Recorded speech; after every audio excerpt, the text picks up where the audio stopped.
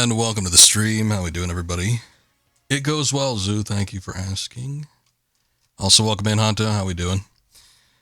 You say, let me guess. Take one guess who requested this game. Does it rhyme with Runk Oob? It does indeed.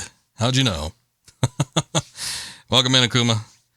Good to see everybody here. We're going to get back into it. We did not stream on Monday, which is usually the case, that we do stream on that day.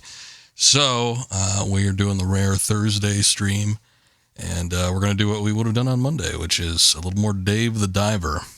We're going to get back into this. We've been playing it for a bit. I think I did like 4 hours the first stream and about 3 hours on the second. And what Scoob tells me is, oh yeah, the game gets really good about 8 hours in. I'm like, oh, one of those situations, huh? All right, well, we'll see. So I don't know. This, I kind of get an idea of what this game is going to be like. I get the feeling like if we want to finish this completely, it's kind of going to be sort of the same gameplay for a good 20, 30 hours or something like that.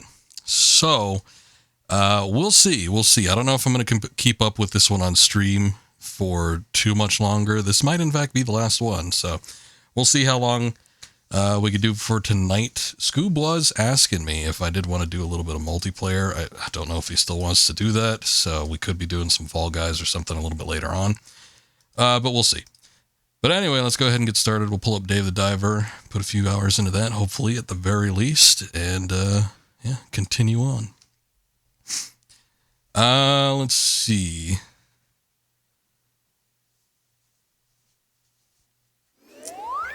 There we go.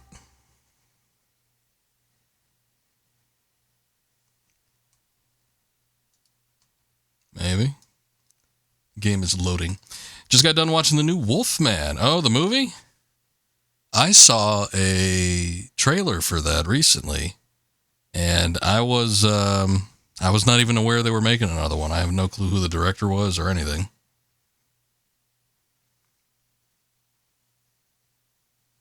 Oh. All right. Old Dave the Diver takes a while to load up. I don't know what the deal is. But in the meantime, let's make sure that this is capturing correctly. We've got the old capture going up for Dark Souls, which we're not doing. Got an ad? Oh, I was just saying I had recently seen a trailer for the new Wolfman, and I didn't even know that there was one in the making. I don't know. I didn't recognize, I don't think, anybody from the trailer, so I don't know if they went with an unknown cast or if it's just plainly people I don't know. But I don't know who directed it. I didn't even know it was out yet. I thought since I was seeing a trailer for it, maybe it was upcoming. Give it a 6.5 out of 10. That ain't that great. But I guess if you're somebody that's seen a lot of movies, maybe that's about average. Honto strikes me as a type that he's a big-time movie watcher, so he might have seen a lot of stuff. Let's see. Okay, so we had found the sea people again. We had fought the big squid last time, I remember. We needed a means to communicate with them, which I think we got. And I think it's just in our inventory. I don't think there's anything super special we need to do with it. Hey, what's up, Mythical? Welcome in. Wolfman 2 is out since when? Is it the second one? I thought it was just a remake. Or, not even, it didn't even really look like the old, like, there was a Wolfman that came out in the 2010s, I remember. Didn't it have, it had somebody in it. Now I forget who. It had, I'm trying to think, Anthony Hopkins, maybe? Somebody. I think it had some older Hollywood actor. But yeah, I remember that, but I don't think this is a continuation for that. I think it's just like a new spin on the concept of the Wolfman. Also, Leigh Whannell directed it. I have no clue who that is. What else have they directed? Anyway, we had gotten a means to communicate with the sea peoples, so we need to go down there. I think is whatever the translator is just going to be attached to us, so we don't need to take anything specific with us. And then we need to do some sort of moray eel dish, but I think we'll save that for the next time we're in the restaurant. I don't even know if I can have the ingredients for it. I might have to do a little bit of nighttime diving in order to do that. It was Hopkins, okay. That's what I thought.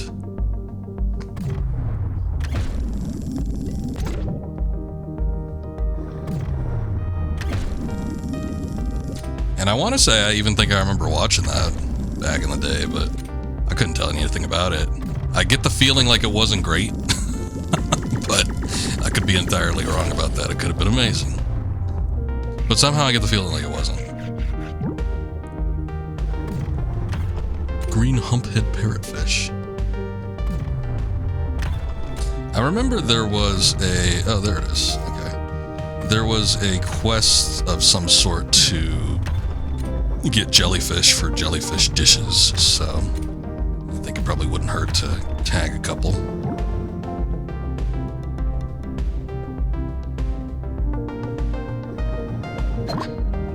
It goes with nighttime diving, gotta wear less fighting, that's how it works. Well, Dave will be the one wearing less, I don't know if we want to see that. But if you insist, go on, Dave. Start taking it off now. Don't need a baseball bat. I feel like we should be like making different weapons, or I should possibly be like collecting new weapons, something along those lines, but every time I like see what potentially we could collect, it never really seems like it's all that good of a prospect. And then like the upgrades don't seem to carry over either. So it's like you're stuck with the baseline weapons until you get an upgrade under the water. Hush Dart level 2. I don't think I'm on a tranquilizer just yet. But yeah, so far what we've been pulling out from the chests and everything doesn't seem too substantial. There's a sharp Japanese sword, that doesn't seem too bad. I don't remember specifically where the sea people were. I get the feeling like they were... I think we first saw them when we had done the big giant squid battle. And if that's the case, then we need to find the sunken ship and go through there again. But I thought that was like over in this area, and I haven't seen it yet, so... I suppose if we see it, I'll go into it. Otherwise, I'm just going to keep heading down, and hopefully I'll run into whatever I need to run into. Wood. Let's get that.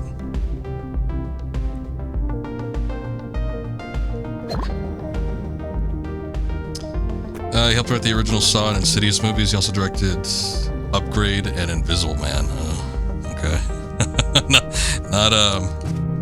Not a list of my favorites, but I'm sure somebody out there likes his works. I had never seen Saw, any of the Saw movies. I know it's a big franchise and everything, but I never had an interest in them. And I had never seen any of the movies, and I think it was Daler who said, oh yeah, they're pretty good.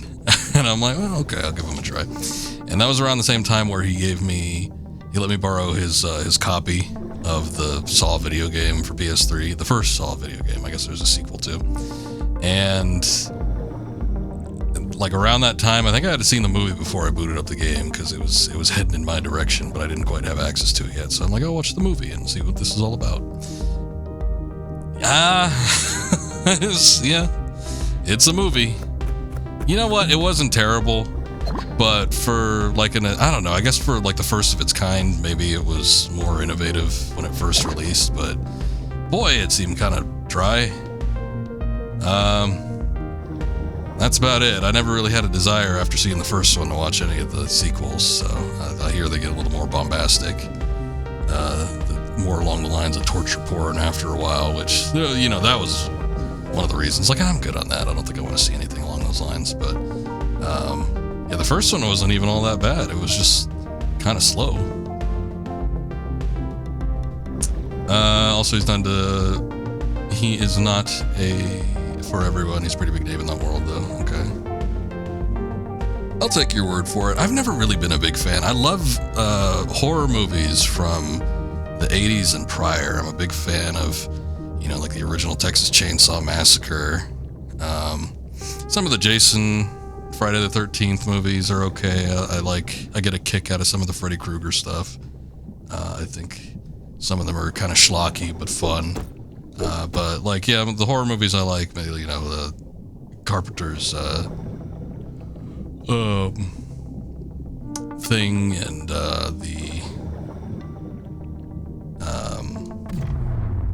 like I said, the first Texas Chainsaw Massacre.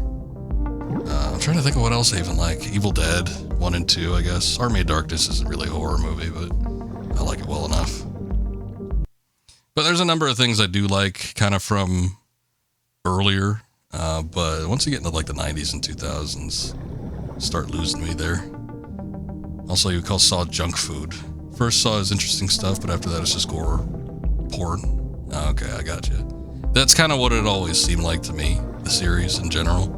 So that's kind of why I didn't really have an interest in it.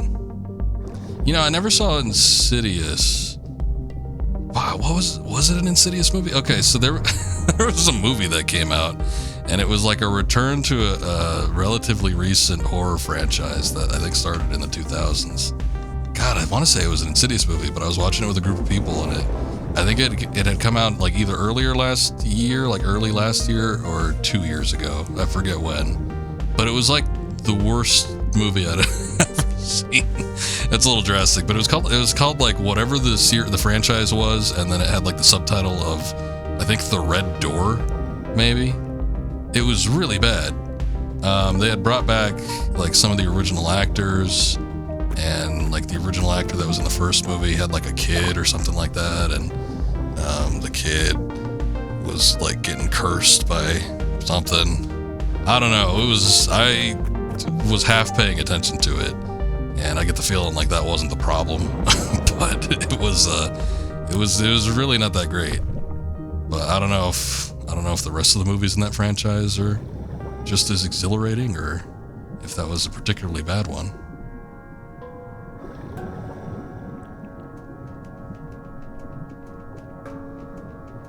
Oh, so that was an Insidious movie. I thought it was, but I wasn't 100% certain.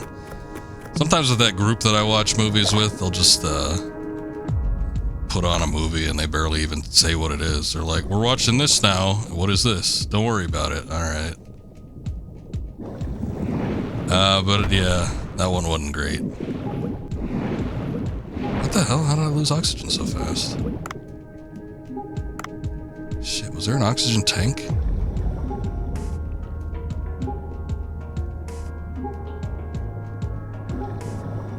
If there's no tank around here, I'm gonna have to use my spare, which I was hoping to hold on to.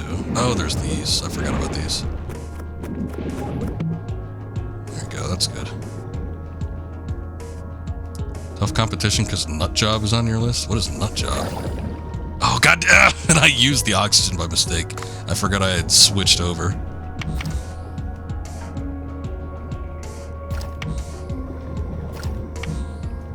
Well, I don't know.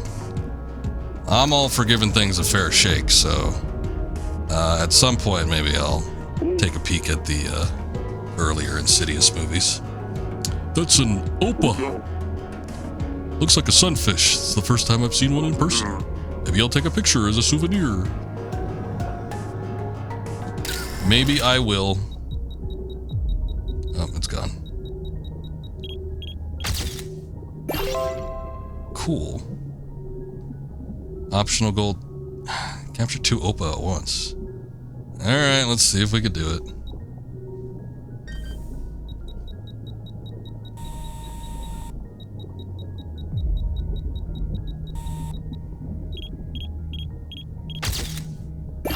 Perfect. Nice. Really Bad Kids movie that got rights to Gangnam Style. Oh, okay. Maybe I do remember it then. Did it have like an ugly raccoon in it? Hey, we got another oxygen tank. That's good.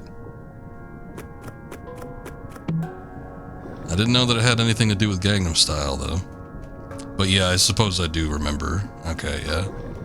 It did. I suppose I do remember. There's another movie. There's like a bunch of like really shitty kids movies that weren't even like DreamWorks tier. They were like several steps underneath. But I remember like Open Season and Over the Hedge, and I guess Nut Job.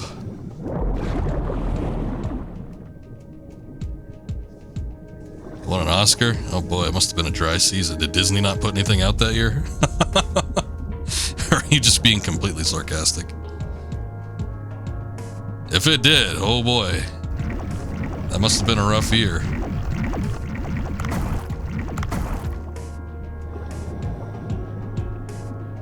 There's a little cave entrance there, but there wasn't any of the sea people, so I don't know what's going on. We're getting in pretty deep, so I don't know how much the suit can withstand. I guess it'll let me know. It usually like turns red or something.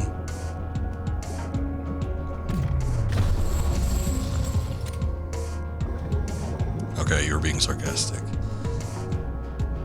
Once I had said it out loud, I kind of figured you had been, because I'm like, wait a second. There's no way. But there was a possibility. You never know. Didn't one of the Minions movies win some kind of award? Like a serious one, not just like a, you know, kid's choice?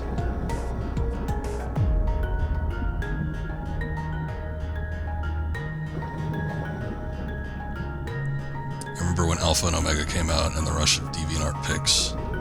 Well, I mean, I wasn't looking out for that kind of stuff. I guess I kind of do remember the Alpha and Omega, but I don't even think the movie was all that well received by anybody.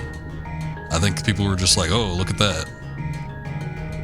Much like, I mean, anything else. It's kind of, you take a gamble when you see like a trailer or a design or something get out onto the internet and you're like, I'm gonna put all my money on that. I'm looking at the Dragon Radar to see where I need to go, but it's like it's leading me straight into this other direction, which doesn't really help me all that much. Whoop. I wasn't aware sharks could do that. Wow. That's pretty crazy.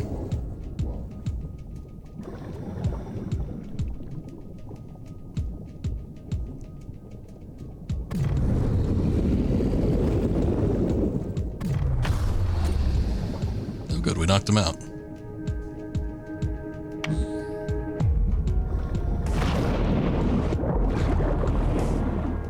I'm gonna see if maybe there's an access point like over this way. Maybe it's not immediately in one of these tunnels. Maybe there's another tunnel that we can see. Shit, man. If Jim Varney was alive today, how many Oscars do I think he'd have? Maybe like half of one? Did he have any Oscars whatsoever? The only thing I could see him getting an Oscar for was maybe like supporting character in Toy Story, but it's not even like his character, the Slinky Dog in Toy Story, was all that integral to the plot.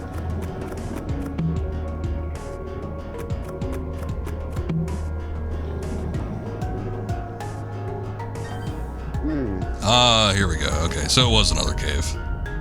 That's what I thought. Let's try out the Sea People translator from Dr. Bacon and see how it works. Speak into this device, please. Can you hear me?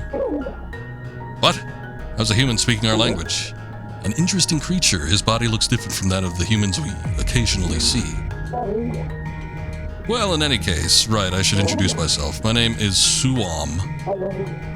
Among us, low dwellers... Oh, you said you call us sea people, right? You could say I'm the bravest and coolest male among them. Suam, nice to meet you. I'm Dave. Dave. In our language, your name sounds very similar to broken toilet lid. They actually just use toilets. They don't have, like, shoot it off into the ocean. How far did I get in Dark Souls 2? You'll have to pull it up, because I don't remember. I mean, the VOD's on Twitch. I was at a point where I was, like, right before 3 different points. There was, like, a section... Here, I'll get to this dialogue, and I'll see if I can, like, remember specifically where it was. What is with this creature? In any case, the person lying here is the daughter of the Sea People village chief, Ramo. Ever since being kidnapped by that stupid giant squid, she's been unconscious. If I'd known about it a little earlier, I'd have shown us that squid a thing or two. Jim Varney should have won an Oscar for Ernest Rides Again. Oh, you mean my favoriteest Ernest movie ever? You know, what? I think you're right. Don't get a big head for defeating that insignificant squid human. I am one of the guards. The one that guards Ramo. You really are a noisy one. In any case, you seem to have something to say. What is it? Oh, about that. In order to allow Ramo to recover, we need some medical herbs. I'm unable to leave as I must stay and look after her.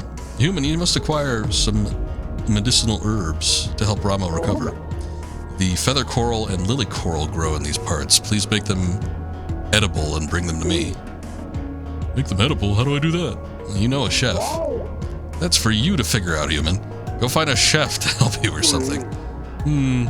She's ill, so I can't refuse to help her. Feather coral and lily coral, right?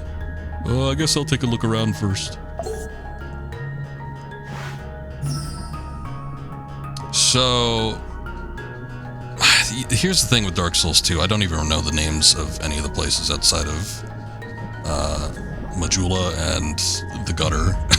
So, one of the places I stopped right before was right before you fight I think it's like the Skeleton Lords, I think is the name of the boss, but it's 3 skeletons, and then after you beat the 3 skeletons, there's like 1 million skeletons that come out, and you have to fight all of them at once. So I'm like right before that boss, and I think I might do that as soon as I wrap up, or get it with whatever and get into that game.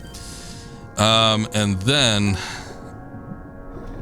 I need souls to buy the cat ring, and I potentially could go into the gutter, but I'm not there yet.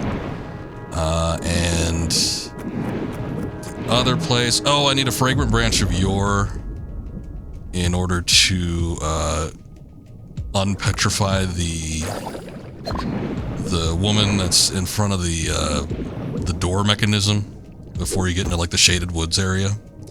So that's kind of where I'm at in terms of where I could potentially go. But I haven't progressed past any of those points yet. And then I'm trying to think what like the last major thing I did was. We haven't fought any of the major bosses, like, you know, the Rotten or anything along those lines. Mostly been small fry, but I've been kind of wandering around and beating whatever bosses I could, you know, effectively eliminate as quickly as possible. But I don't even know what level I'm at. I wasn't really keeping track of that kind of stuff.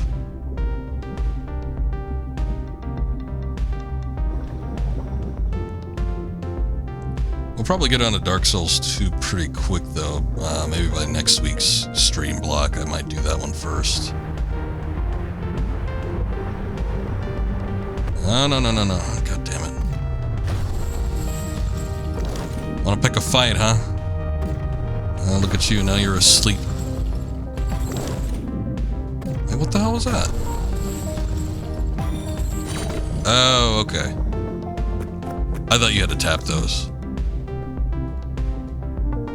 Yeah, I still don't need that.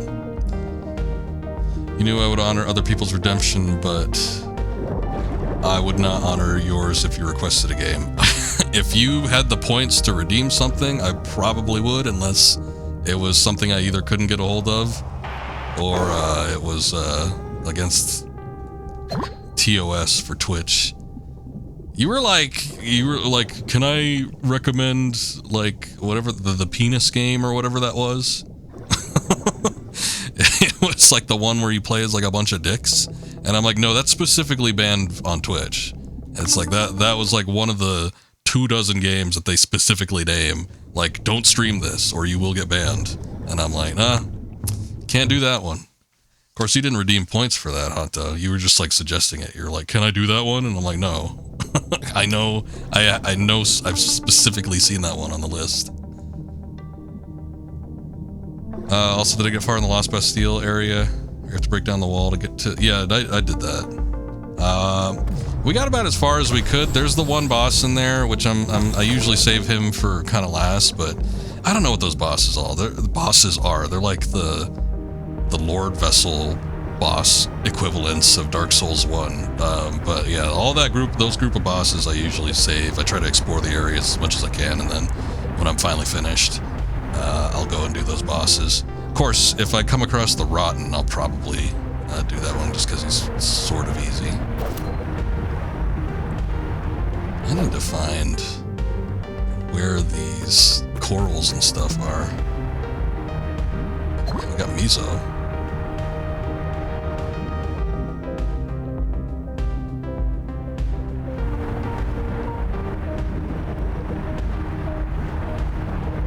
I tried recommending Honey Pot. Well, okay, here's the thing. It's like, if you actually redeem channel points for a game, I will probably do what I can to pull it up, and we'll check it out for a minimum of like 2 hours on stream. So, you know, if you actually did redeem for Honey Pop, if it's not banned on Twitch, which I think that one might be actually, isn't it? Doesn't it have nudity in it? Then you know, if it's allowable, then yeah, I'll take a look at it. But if it isn't, then I'm not gonna get banned. I'm not getting banned for channel point redemption. Yeah, genital jousting, I think, was it. I think that was the one that Honto had said, you should play that game. I'm like, nah. Yeah, I know that one's specifically not allowed. I remember there was a relatively big streamer I used to watch, and he was playing a game it just had like a modded level in it, and there was like a boob on screen for 2 seconds, and he got banned for like 2 weeks. Of course, he was, you know, he's a big guy with, you know, thousands of viewers per stream night, so you know, that's basically a slap on the wrist for somebody like me. You know, once I get banned, there ain't no coming back.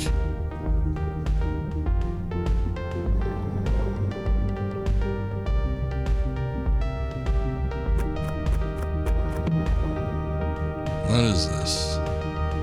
Underwater rifle. Not what we need.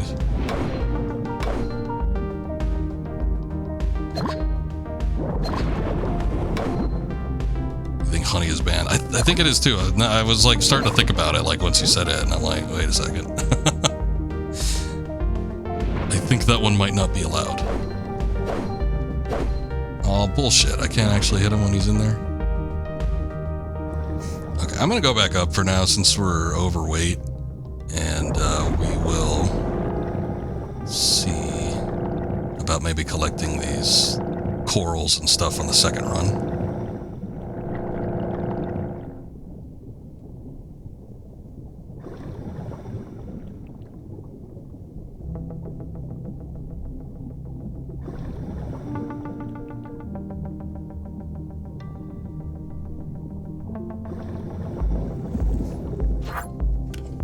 When 7 is banned, September will appear?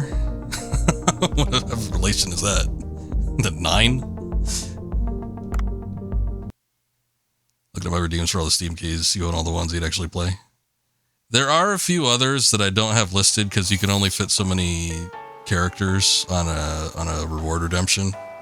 So at some point I might like start rotating them. I might start swapping out the games just in case. It is a lot of points though. I don't want to give like stuff away willy-nilly. So I could do a Google spreadsheet.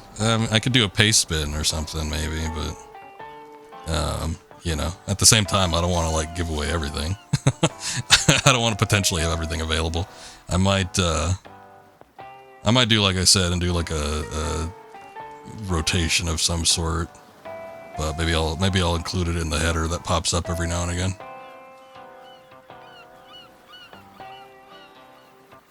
Nah, I don't like using the command stuff in chat. I might do like I could do like there's a timed message specifically that I have for like people that lets people know that there's a reward for me to play games on stream. So I might do a secondary message that'll pop up. I really don't like chat clutter. I don't like there to be like people popping up with a shitload of commands. It kind of annoys me. So this actually worked on the game Genital Jousting. So he brought it up to honor him for his great mod work. We have to give him credit where credit's due. Oh, you brought a picture of something. Can I see? Oh, an Opa. Did you know that Opa is warm-blooded? Oh, I think I've heard that before. Aha, it's amazing that some fish species are warm-blooded. The ocean is full of mysteries. I'll put your picture to good use. I'm sure the readers will love it.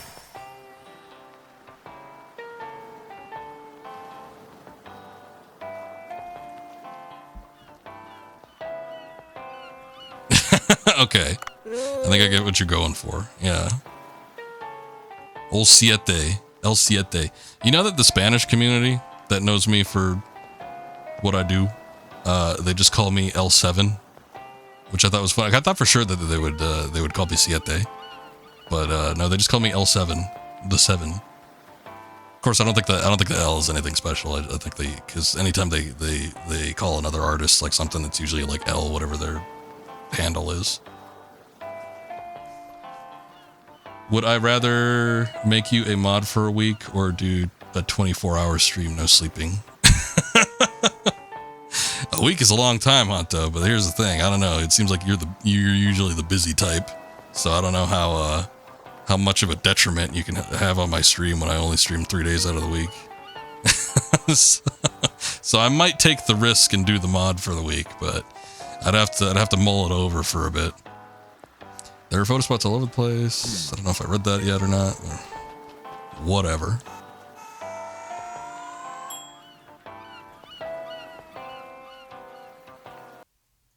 Alright, let's get back in there. Let's see if we can find out where this coral is.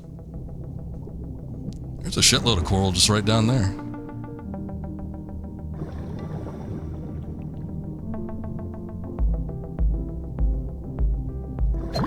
That's when you make mods have less privileges. I suppose you're right. For a time I could just limit the amount. If I make you a mod, everything will be misspelled and cryptic. Maybe so. If you mod together as solid as, it'll be like Scottie Pippen and Michael Jordan. What a duo. This channel really hasn't needed mods. Cause I mean, I have a pretty good grip on my chat. It's not like it doesn't get super fast for me or anything. And then Solidus, he usually has me up while he's working, so he's not like 100% tied to the chat, but you know, he's responsive enough that he'll see what's going on at some point, so pretty quickly. But yeah, we just don't have like a super fast chat here where it would be necessary to have a ton of other moderation going on. I've got like 2 other mods, and I think one person doesn't use Twitch anymore, and the other one I think is a kind of more of a morning person. They're probably asleep by the time I I start streaming, to be quite honest. So it has, yeah, but so far, yeah, all this mod talk, it hasn't been necessary to have more than that. In fact, when people come in, if they start like trying to start shit or something like that, I usually just like to talk to them. I just like to find out what the hell's going on that makes them the way they are. And normally they either get bored or they get so confused by the interaction that they eventually just leave.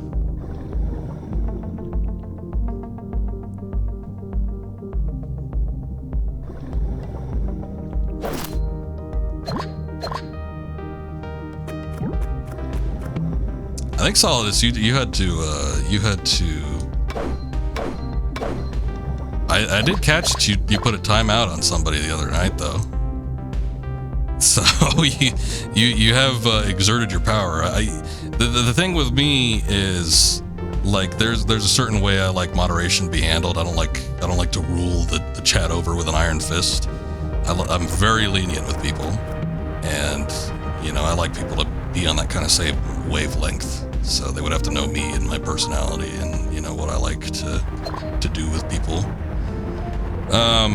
But yeah, it doesn't happen often that we need to ban somebody. Usually bannings will only take place if there is like a bot that's like spamming some suspicious link or something like that. Those ones that like are for like chat, like by chat viewers, shit like that. That's what we usually end up banning for.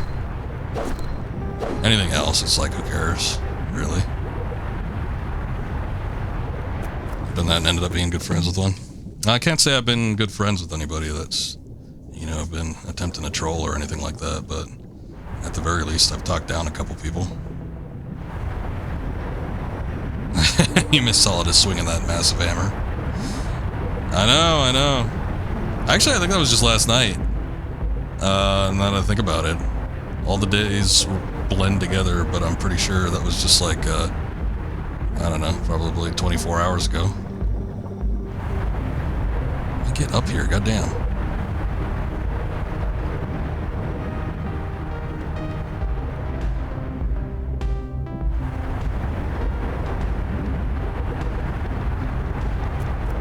Tell September not to start anything, what I heard. You say, I hate the Fort Wayne tin caps. If that's code for something, I don't know what that is. Heard that in the Discord and wanted to know. You've confused me.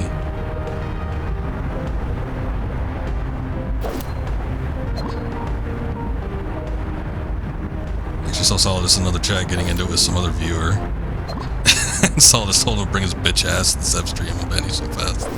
Somehow I don't think that was actually the case. But I don't know. I don't monitor what Solidus does outside of the stream. Get out of here. Get the Atlanta anglerfish. Nah, I don't need those. I am not seeing anything that even remotely looks like coral. I'm wondering if the stuff is like super deep sea. Because all the stuff that we've been getting is just like kelp and boring stuff. Things that don't actually help us in any way.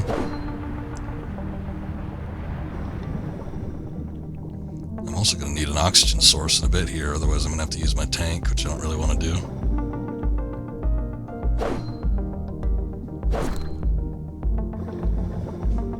But there is... I kind of hate to talk about him because I don't really mind the guy, but we do have a somewhat regular that pops in here, and again, I just don't really want to. I don't want to talk about it, but yeah, he pops in here somewhat regularly, but I think he gets high or drunk sometimes, and he gets really belligerent. So there are times where, you know, I don't mind the guy usually, but sometimes when he starts getting a little wonky, it's like, all right, buddy, why don't you take a break for a bit? We'll give you a little time out and come back later. But I got into kind of a bigger argument with him at one point. It's not Drunk Scoob. It'd be funny if it was. It wasn't. No, it's not Scoob. Scoob actually banned this guy. Scoob banned this guy from his channel. I think he found Scoob through me, and the way Scoob talks about it, he's like, man, I don't usually ban people, but this guy was like bugging the shit out of me. And I'm like, yep, yeah, he'll do that. Oh look, we finally found some feather coral. Okay, so it's highlighted with an exclamation point, so at least we know that it'll register on some form here. No, it wasn't you, Akuma. Also coral for that coral trout. If only. If only we could stack coral on top of coral. We could feed coral to the coral trout and then collect the coral from inside the coral trout. Did I like the newest Indiana Jones game? I did. I enjoyed it quite thoroughly.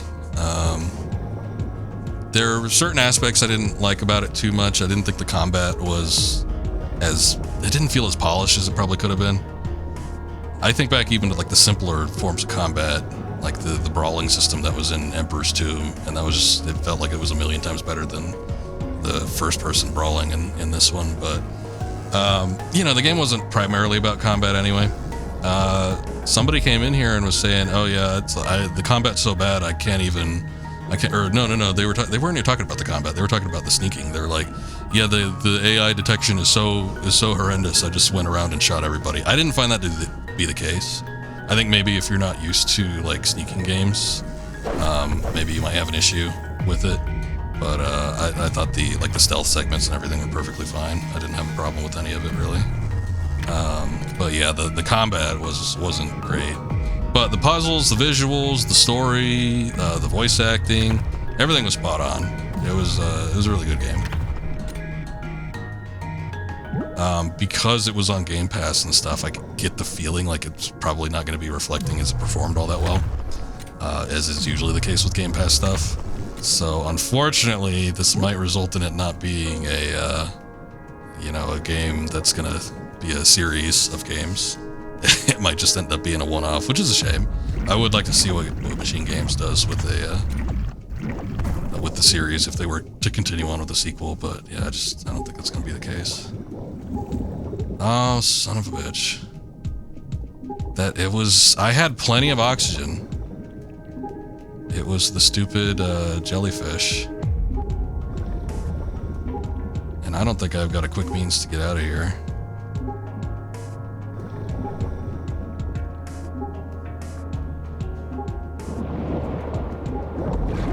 So your messages just hurt to read and break brains.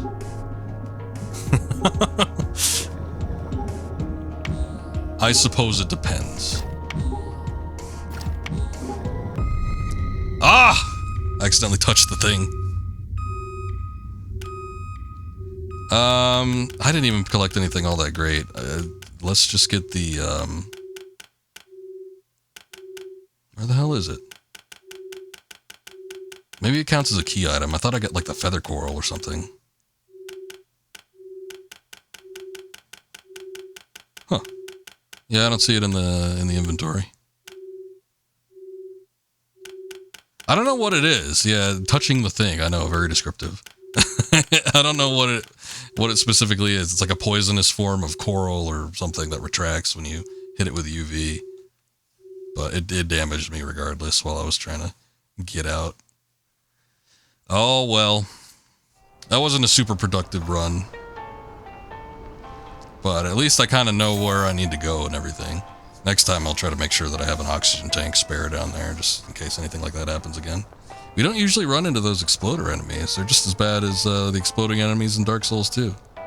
Just as annoying. Who would have thought that enemies that chase you and explode like kamikaze would be bad? Alright, we gotta get back to the restaurant. I don't know if I have what's needed to make that dish. I know that we learned the dish that we needed to make last time, and I think we were prepping to make it, but whether or not we have the ingredients to actually make it remains to be seen. If we don't, I'm gonna have to do a night dive, and we're gonna have to go in and grab some more eel, I think.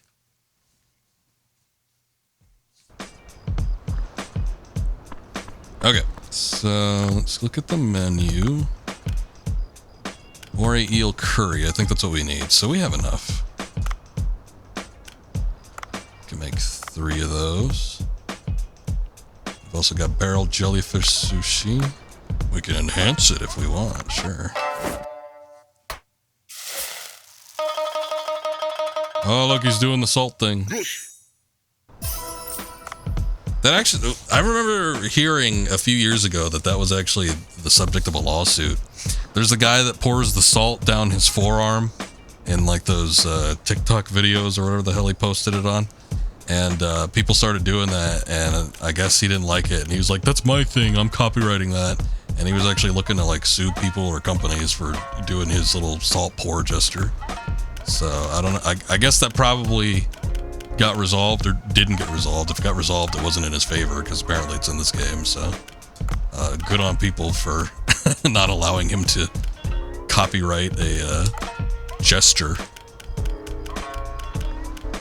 It's about as ridiculous as like Nintendo trying to copyright game mechanics. Is that what he calls himself? Salt Bay? Oh god. Well, even more reason to be happy that he didn't make it out.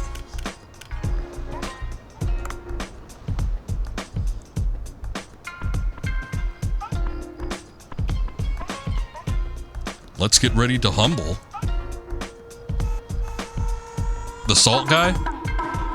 I would say yes.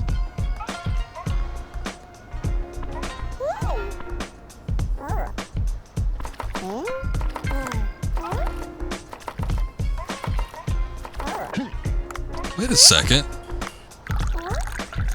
Do we not have the... No, we do have the dish for him. Okay, he's getting served. Oh, shit. That person's gonna be angry. I didn't see that she needed tea.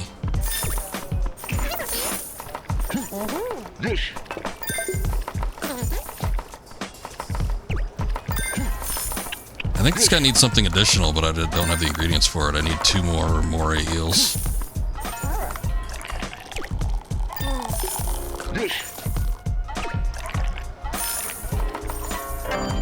Good.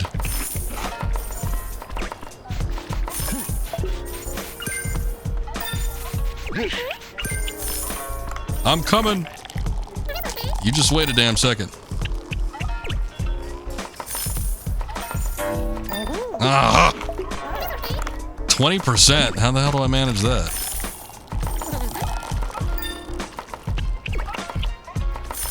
That was like half. Oh, Lord. It's probably not going to be a good restaurant run. We're dealing with new factors that I haven't dealt with yet. Oh, good. Look. He got his moray eel.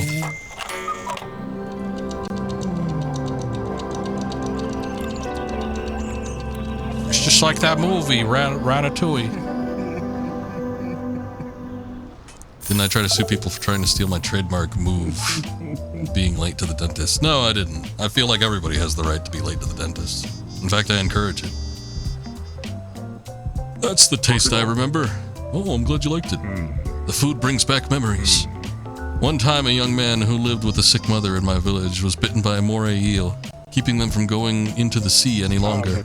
I was 12 then, and I went out to pitch black darkness and plunged a harpoon into that moray eel's gills. I brought them the dead moray eel, and the mother made me moray curry in thanks. Thinking of that woman's kind eyes brings tears to my eyes. Sniff. In any case, thanks for the food. That was some fantastic cooking. The dentists and their high prices. Amen to that. Oh, right, I said I'd tell you something nice, right? Nearly forgot amid all the nostalgia. Haha. Come see me in the empty lot behind this building. No. I don't think that's a good idea, sir. What do you want to do back there?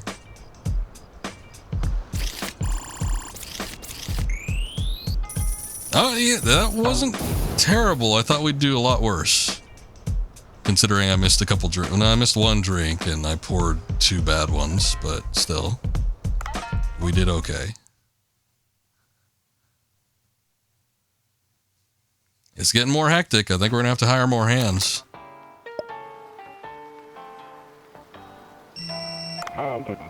Did you sleep well? Yesterday I told you I'd tell you something good. Take the boat and come behind the restaurant. Uh-oh. Question mark? What is this? Otto's gift? Fish farm. Oh, I see. Whoa, what is this place? Looks like you're doing quite a lot of hard work catching fish every day. So I got to making a fish farm and finished it in a single day yesterday. What? A single day? In any case, this is where you can grow fish and let them multiply. I'll explain slowly, so listen closely. See, that's what I was afraid of. I didn't necessarily want anyone to come behind the restaurant, but lo and behold, here we are. First, come over to the fish section. Ooh. Fish farms need to have the right environments for their fish. Each section has fish from a different depth. This is where you can grow fish that live at depths of 0 to 50 meters. Each section has limited space, and once the density reaches 100%, no more fish can fit. Of course, you can pay a bit of money to expand them. Ha ha ha.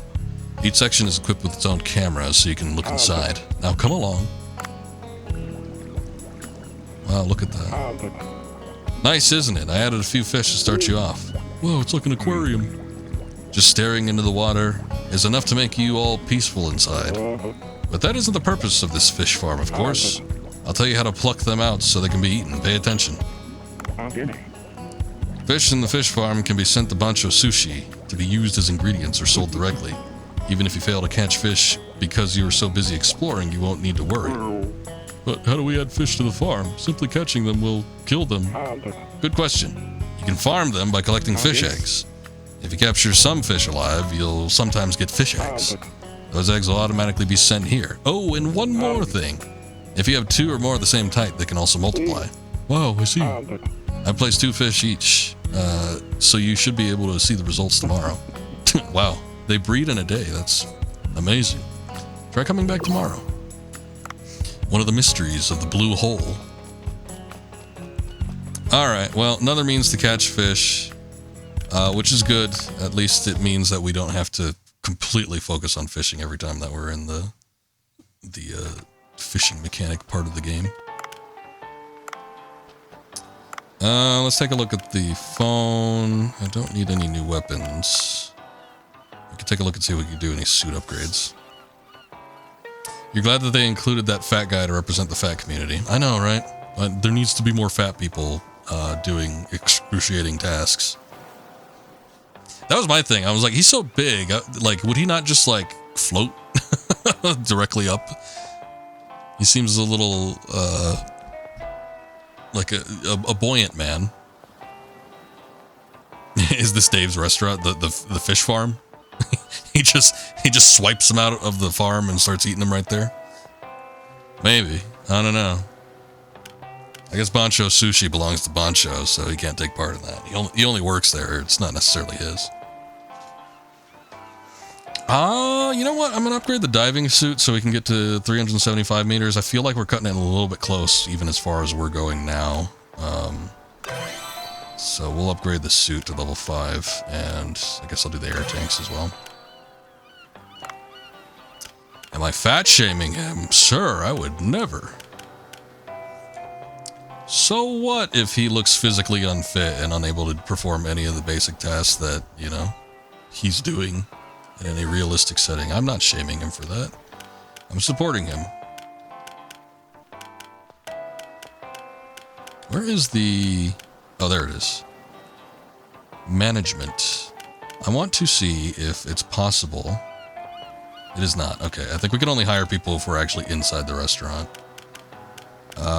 I'll do it next time we're in there, but yeah, I do think we need to hire another hand because it's getting a little hectic in there. Another waiter. We need to find lily coral. Okay, that seems to be the main priority.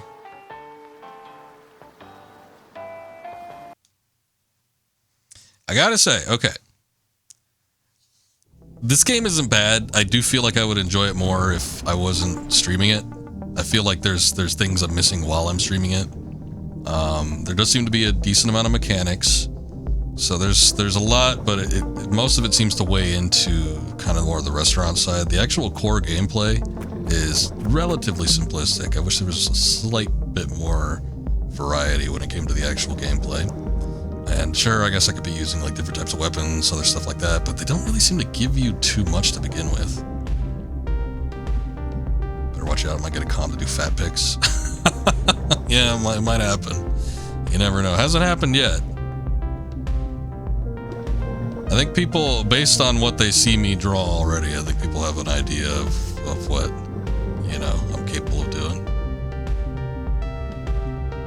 Although, it's not like I haven't drawn, like, I don't know, out of shape, quote-unquote, characters. Also, it's a vibe game. I agree with that. It is a vibe game. And that's part of why I think I might enjoy it more if I was just, like, kind of playing it on a portable device, just kind of doing my own thing. When it's, like, the core focus of a stream, I don't know, I feel like we're kind of covering the same ground as we play through this game, because it doesn't seem like there's, outside of like these story segments that kind of build up, it doesn't seem like there's a whole lot else going on. But yeah, I was leading up to that. I was going to say I don't really like any of the characters in this game. I don't know if it's like the writing. I don't care for the writing, to be quite honest. So the humor is very hit or miss for me, just with my personal taste. I ain't saying that it's bad. I ain't saying that it's the worst thing I've ever read. I'm just saying for me, it ain't hitting the spot. It ain't hitting the mark for a lot of that. And I think it's leading into me not really liking the characters all that much. But the gameplay is fine. I don't mind what we've been doing in terms of like the actual game. Also, am I calling Drunk Scoop a simple man by saying his game request is simplistic? No, I'm saying he has bad taste in game writing. No, I'm not saying that either. Yeah, it's I don't know, the story segments, and there's a lot of dialogue in this game too. More so than I thought there would be from the onset. I didn't think there'd be like this much character interaction or things like that. But yeah, I haven't really cared for a lot of the writing or the character interactions, characters themselves. I don't really like Dave as a character, nor do I like the people that he surrounds himself with. But you know, I feel like if I was playing it by myself, it would be more easily overlooked. I would just kind of maybe ignore it. Hell, I might even just skip the dialogue.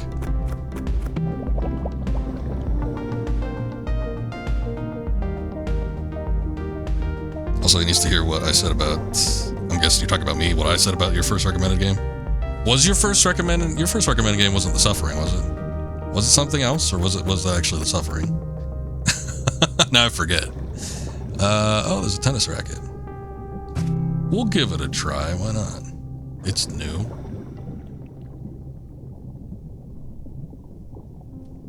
I tried to be the only... I'm trying to think like the only times I've really leaned it like into a game. Metal Gear Rising was one of those. I was just playing through Metal Gear games, and I'm like, we got to do this one. I have to have a stream of it. I hate this game, but I'll stream it, and I kind of went off at the end of it. I'm trying to think if there's any other games where I just like absolutely shat on it. I really tried to be like as completely understanding with games as much as possible. I have a high tolerance for shit, I'm told, as well, because there are a lot of games where I will just play through it even if I'm not necessarily having a good time. If it comes to where like people watching aren't having a good time, then that's another story. But like if I'm not necessarily having a good time, sometimes I'll just kind of go through the game and not really pay too much attention to what might be good or bad.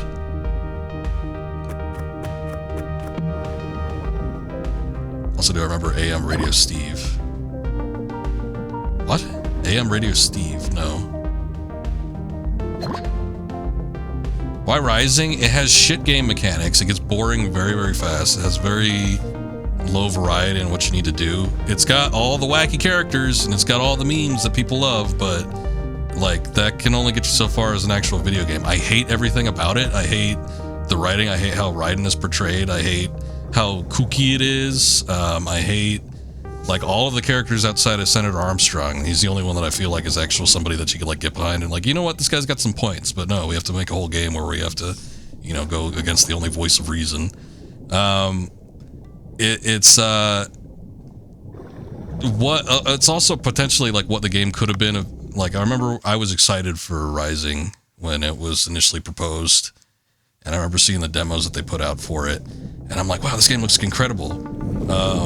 It looked, that little demo that they did where Raiden was like cutting through everything and he had kind of like freeform melee. I thought it looked great. But then the game got rushed. There was some issue with it. I forget what the specific problem was, but what is going on here? Holy shit. I forget what the problem was, but then the game gave it to Platinum, which Platinum, in my opinion, creates very shallow games. They're good at copying other developers. They're kind of like the LucasArts of, the 2000s. But they're very good at copying other genres of games, but they do it, in my opinion, kind of half-assed. And they have a very particular, like, sense of humor where nothing can be taken seriously. Everything has to be, everything has to be levity 100% of the time. And I don't know.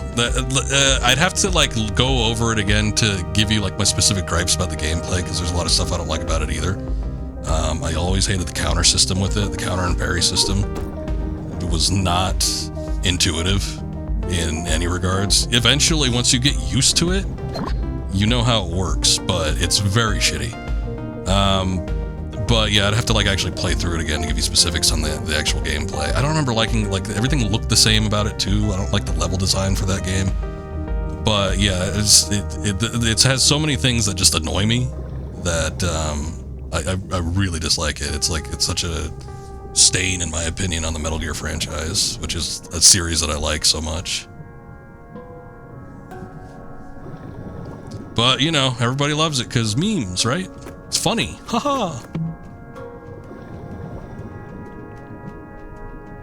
Remember when Raiden wore the sombrero? Remember when that one guy said, "The memes, Jack"? That was funny. Hee hee.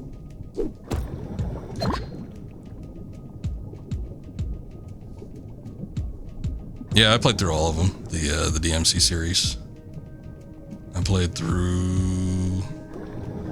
We even did DMC, which that was the first time I played any of those games actually. But I streamed those like 2-3 years ago? I forget. Play Rising again so I could break it down. I'm good. If you redeem it, and I know this is opening me up, because like anytime, I rarely like to say what I dislike about stuff, but that game is so bad in my opinion that, you know, I can't help myself. But I really hate, you know, I hate opening up like those things that people could pick at, like, you know, oh, if I say I dislike this, then, you know, somebody's gonna like make a redemption for the game and make me play it. If you do that, I'll play it for 2 hours, but I'll be counting the clock.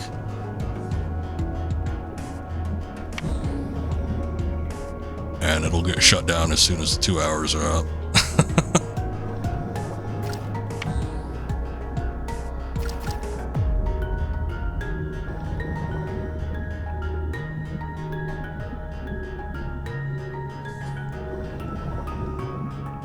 I will say I will only do that like once though, since I do have a recording. I've made it known in the past, like if you request a game that I've already done on stream before, and specifically one that I have a recording of, if I've done it, because there's a number of games that I actually didn't record and put up like on YouTube for the VODs.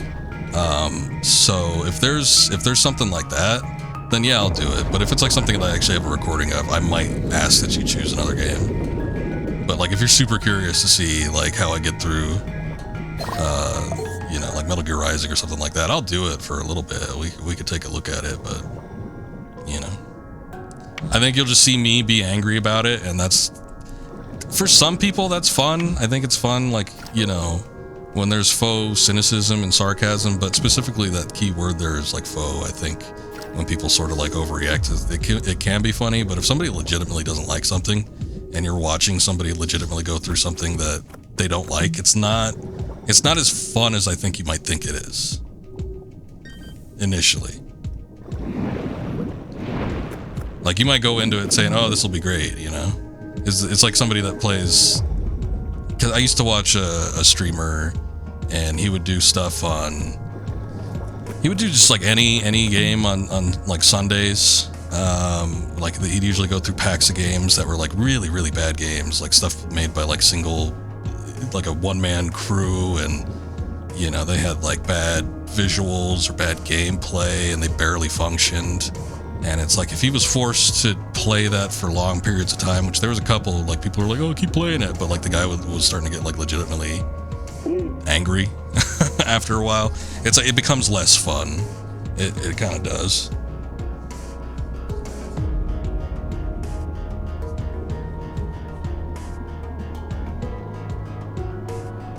That's when I do a Kokum, and I make it a Rift track. You'll have to explain yourself on that one. What? How do I feel about flying through rings for 2 hours straight? It's super. I don't know if we can make it to 2 hours of Superman 64. I've never played that game. I don't think I've played that game. I might have. I've seen it plenty of times. My friend had it. One of my best friends growing up had it. And I remember commenting on it. I'm like, you own this shit? And I want to say, I think we plugged it in as like a joke. I don't think we played it very long, but we were like, let's just see how far we can get. It's such a frustratingly hard game. Like, just with the timers and the bad controls and everything about it. I don't know that we could make it. Like, we would probably, like we would be done within like 30 minutes. It's just because we would be doing the same thing over and over again, I feel anyway. I don't know. Maybe if I emulated it, because I ain't buying that shit. So I would have to get a ROM of it or something. But if we did a ROM of it, maybe it's possible with save states. It would not be a game that I would try to play legitimately, though. It'd be funny. I don't think I've ever played it before. Mystery Science Theater, the game. That's a giant oarfish. If I take a picture with a blue plankton next to it, that could make a pretty nice picture. Where is the blue plankton? That? Oh, okay. I got the blue. Okay, so that is the blue plankton. I did get it. I just didn't focus long enough. I have to focus. You know what I think I've seen that looks even worse than Superman 64 was there was an Aquaman game. I remember that came out a generation later. I think it was like on like PS2, Xbox. That one looked bad. Like Superman was pretty damn bad too, but I think that Aquaman, it kind of almost looked the same. I don't know that you were like flying through rings underwater, but like you were, like the camera angle when he's swimming through looked exactly the same, and then you get into like these combat segments that look like absolutely awful. But I think it's more doable. I think it might just be more boring. Like Superman is so frustrating to like actually pull off and beat a level, but I think Aquaman is just like it just like drones on, and then it like barely has sound effects. It doesn't have any music. I don't think it doesn't have any voice acting. When the cutscenes pull up, it's not even like bad, animations. It's just like really no. It uses the. I was gonna say it's very badly drawn, but I don't think it's drawn. It's comic book panels, but I think it uses the in-game models. It's so bad. It looks like horrible. But I remember seeing that like on G4 or something a long time ago, and I'm like, wow, that looks shitty. But that might even give Superman 64 a run for its money. There's been some bad Superman games. I think I still have the one from Superman Returns. It's like the video game based off of Superman Returns. I had like the PS2 version of it. Also, to be honest, you're thinking of a game, but I think you need to mod it on a PS2 to make it bearable. The visuals are messed up. PCSX 2 has gone through some advancements. It's not as bad as it used to be, so there's a chance that even through emulation it'll still be doable. But I don't know. I guess it kind of depends. Because I even remember games like Silent Hill 2 having problems, and while I have like an actual copy of Silent Hill 2, I know that I've talked to people that have emulated it, and they're like, oh yeah, the latest updates make it completely fine. I remember initially I was thinking of possibly emulating the original PS2 versions of like Ratchet and Clank, because the digital versions, there was some difference between them where I was thinking maybe I didn't want to do the digital versions that I owned. Or no, it was the HD collection that I owned on PS3, that's what it was. And I was thinking, well, maybe I could do this through emulation. And I remember at the time looking at it, and like there were the visuals that had been messed up. But after like a particular update for PCSX, they had specifically said, oh yeah, the visuals with Ratchet and Clank have been fixed or whatever. So.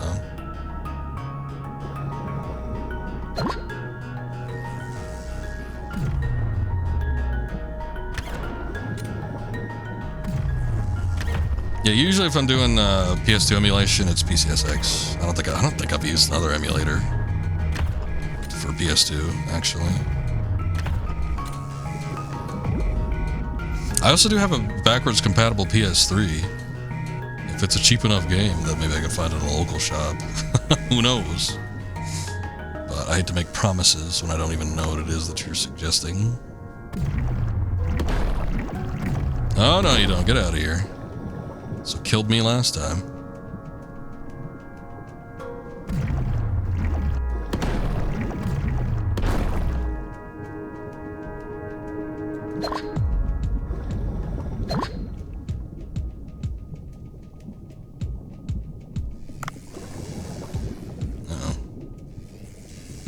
Is this the Sea People building? The door's locked. Okay, okay. So yeah, this had the exact same setup as when we came up here last time, so I was thinking maybe there was something important here. I guess there is. It's possible that we need to do the side quest and finish up with the Ramo girl before we can actually get in here, though. Comb Jelly Electric Organ. And what specifically is this connected to? It seems like this is attached to something else. Some other place we've been. Hey, stop that.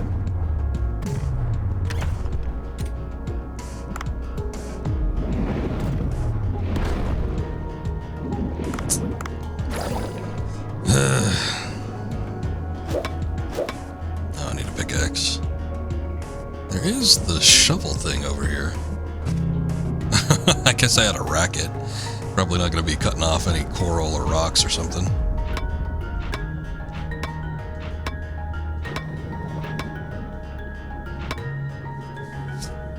I remember seeing Red Letter Media play Don't Shit Your Pants. Or whatever, previously recorded live. That was their stream name. They called it quits. I was gonna say relatively recently, but actually I think it's probably been like 6 or 7 years by now. Just got sick of doing it, I guess. No, actually I remember watching their last stream. And they're like, we just don't have anything to stream. There's nothing good coming out to stream. It's like we only can do Friday the 13th or some other shit. And I'm like, it sounds like an excuse. It sounded like an excuse at the time. I'm like, there's no way. I'm like, there's so many games out there. You can go back and, you know, stream stuff that you used to love and, you know, either use emulation. And I know they had brought like their old consoles at some point for some of their older streams. And but yeah, you can go back and you can play stuff that you liked, or you know, you go back to previous generations and play stuff that you missed out on, like I do. Or you know, it's not like there's nothing coming out. Surely there was something. But I remember like what they said was like, yeah, there's just nothing to stream anymore. I'm like, sounds like a little horse shit. It's like the worst excuse ever.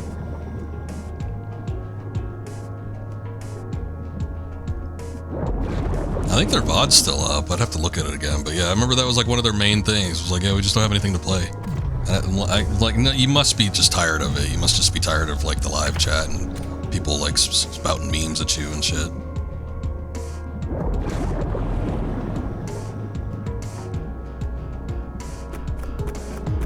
They could make a Big Mama's House game. Maybe.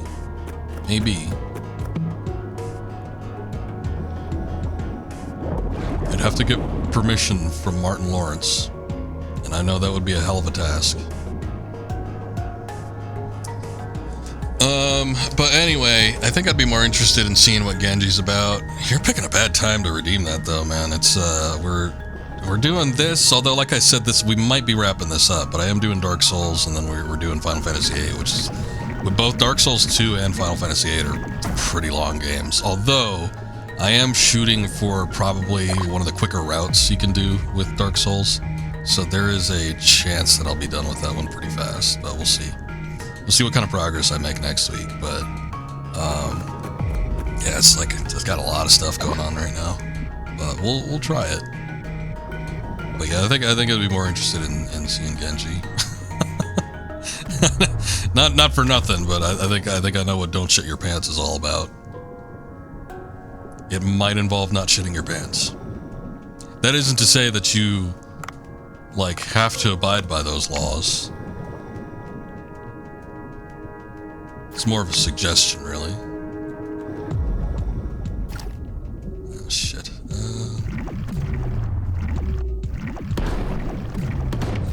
Oh, come on. Once it reaches a certain point, I guess it just becomes invincible.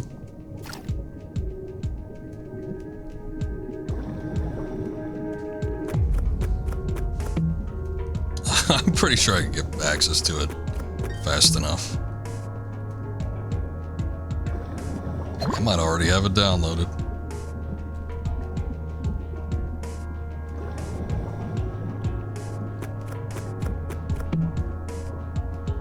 Yeah, I'm sure there's a number of Flash games that wouldn't be able to fly, but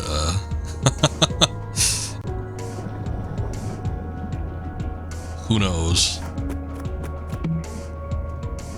We'll see how lenient the Twitch gods are.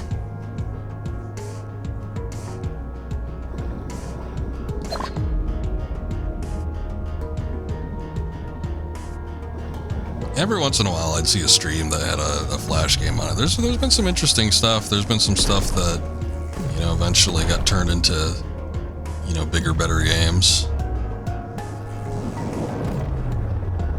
Interesting bartending game. Oh, Drunken Masters. I was like, what would that be? I didn't catch the first part.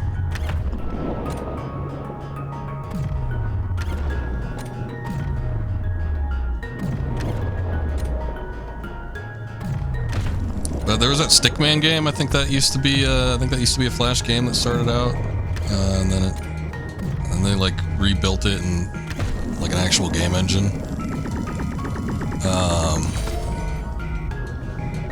Binding of Isaac. I wonder. I think that used to be like when it first started out before the rebirth. I don't think it was Flash, but it was something pretty primitive. I forget what it was specifically though. But you can tell there's a significant difference between the original Binding of Isaac and then Rebirth. Yeah. Fancy Pants Adventures. That was the one I was talking about, the Stickman game. Binding was in Flash? Okay. Alright. I was thinking, it almost seemed too sophisticated to actually be a Flash game, but it looked like a Flash game. But it was a really good game. I feel like it was better when they did Rebirth, but I really liked both iterations of it. I didn't get the final DLC for it though.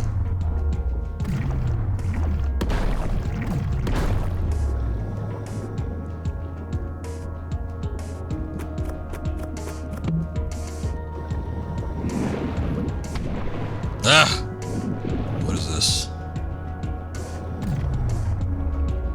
Huh. I don't know what that is. I don't know if it's a giant nail or if it's like a telescope or something.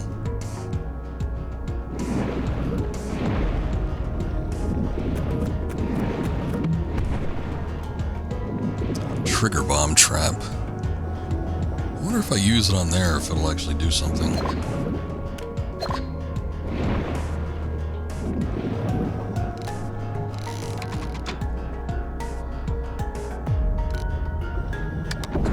Oh, okay.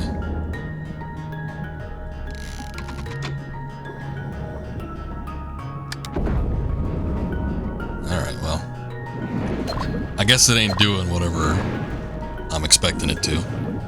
Namely, I'm thinking it might open up a path or something, but yeah, that doesn't seem to be the case here. So, oh well.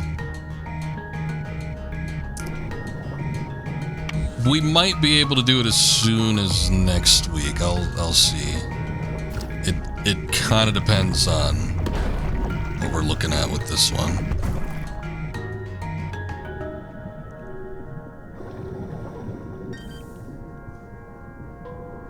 But depending on the progress that I make with Dark Souls, because I actually made a decent amount of progress the first night I streamed it.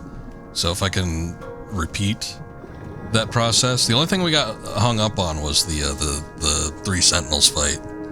That was the only thing that I really had to redo multiple times. But everything else we were kind of flying through.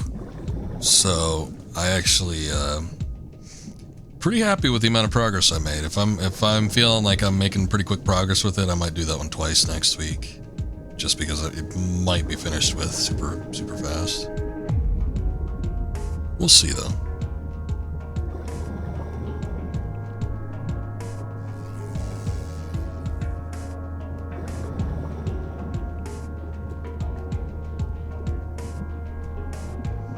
I'm not really seeing anything else. Is that a rubber chicken? Okay. Wow. I was about to say, though, as soon as I see a pod, I think I'm going to take it. We didn't really do a ton of fishing. I don't have like a ton of stuff, but maybe I'll catch a few things around here while I have the opportunity. But I was kind of more exploring to see what we could find, since I'm able to go a little bit deeper.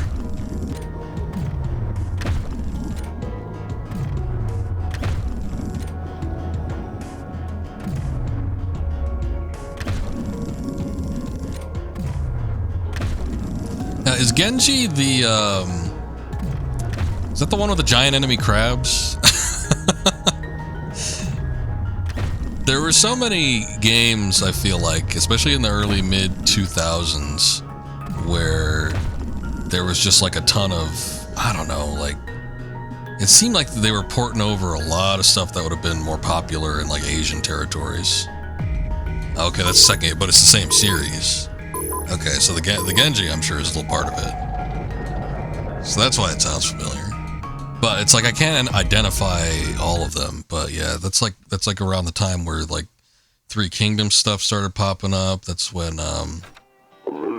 Dynasty Warriors was like shooting in a diarrhea spray, thousands of sequels. It seemed like there was a lot. I mean, I guess there was a lot with like the previous generation, like with 5th gen. I remember like a bunch of stuff on like the first PlayStation, like Bushido Blade and Way of the Samurai, and but yeah, it seemed like, I don't know, there was like a bunch of like ninja / samurai themed games that were around, and maybe like the period from like the late 90s into maybe the early like the late 2000s. And then suddenly they just all stopped. I own it. I've played it for all of 1 hour, if even that. I saw it at a store a long time ago, and it had a price tag for $10 on it. And I'm like, oh, that looks like it might be interesting. And I went up to the counter, and they're like, oh, this has the wrong tag on it. It's actually like $50. And I'm like, oh. And then they said, well, we'll give it to you for the price that was on the tag. It was our mistake. So I'm like, oh, okay.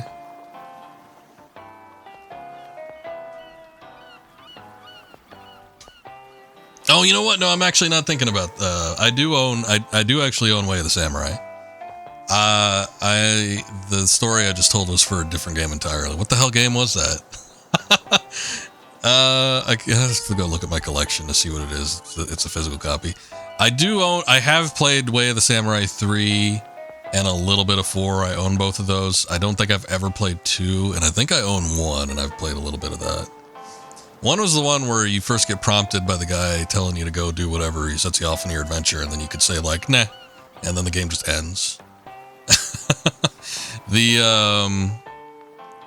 No, it wasn't Quest 64. I do own Quest 64. That was not where I got the game super cheap. I don't think anybody in their right mind would have been charging like $50 for it. No, it was a PlayStation game, and it had like a samurai theme to it. But I don't. It's bugging me. It's gonna bug me. I'm gonna go look at it right now. Let me see.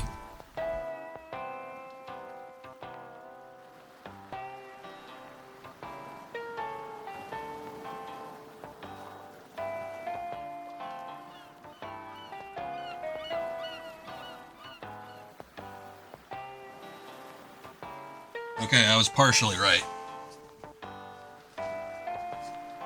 The title does have Of the Samurai in it. That's why I said Way of the Samurai, but it is Soul of the Samurai. And nearest I could tell, it was like a... I don't even remember exactly what kind of game it was necessarily. It seemed like an adventure game. It had like tank controls, I think.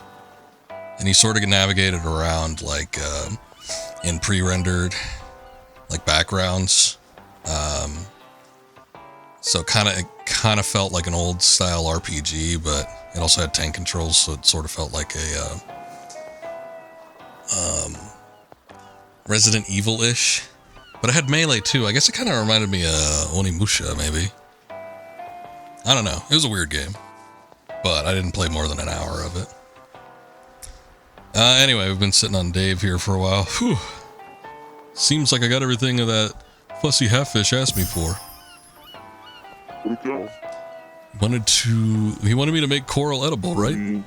I'll have to ask Boncho for help.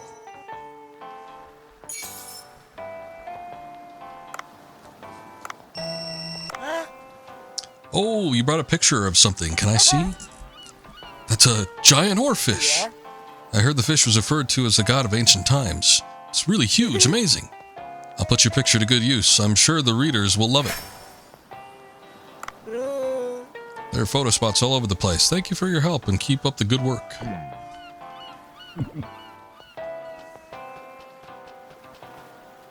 I might... Hold on. Let me take a look at something here.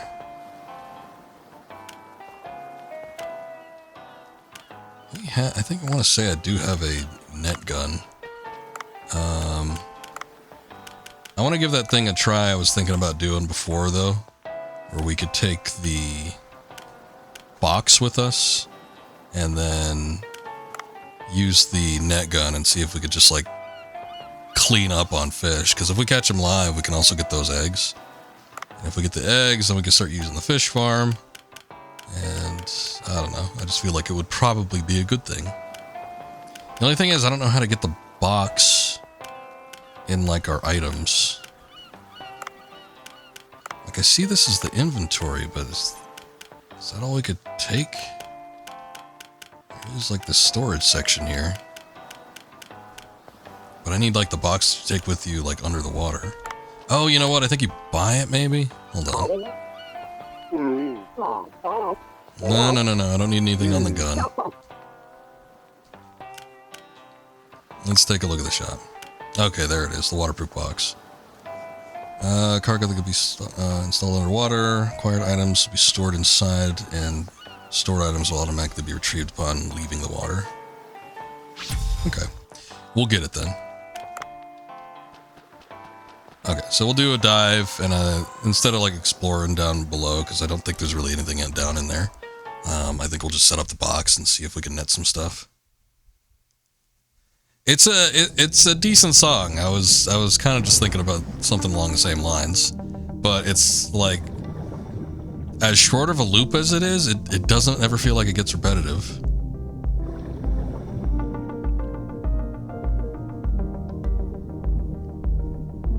There's like all these fish here, but I wonder if it would be better to set the box up somewhere else. But yeah, there's a lot here.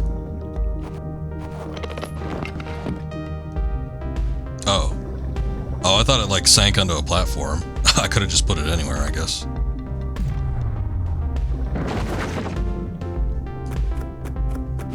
Just the one, huh? You know what I was forgetting? We need the bait too. I think you need bait, and then probably be able to use the gun to catch a lot more. I don't know if you could pick up bait anywhere though, or if it's strictly like purchasable.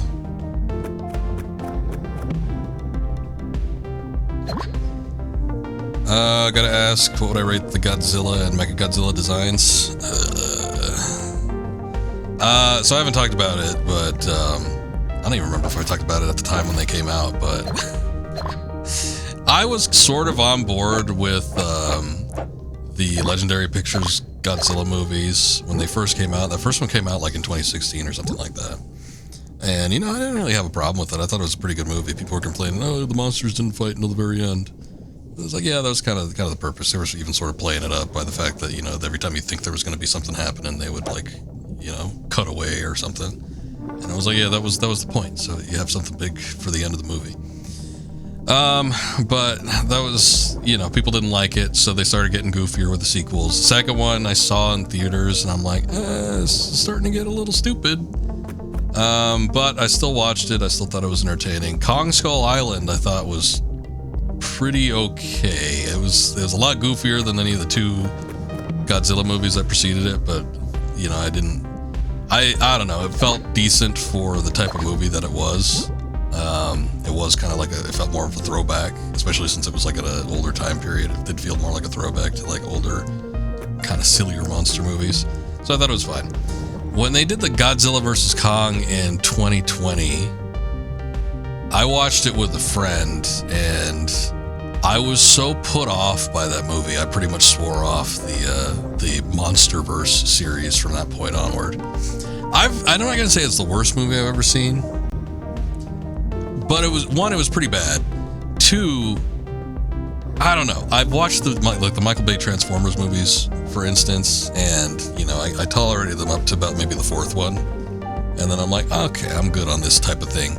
But like they follow a very specific formula of having like a million different characters that you don't really care about, and the sense of humor is everybody just yelling over each other. That's what the Godzilla vs. Kong felt like to me. It was just like a million different characters, and the humor was crude, and it mostly consisted of everybody just like yelling at each other. So I've had a pretty bad taste in my mouth with the the Godzilla and King Kong movies of late.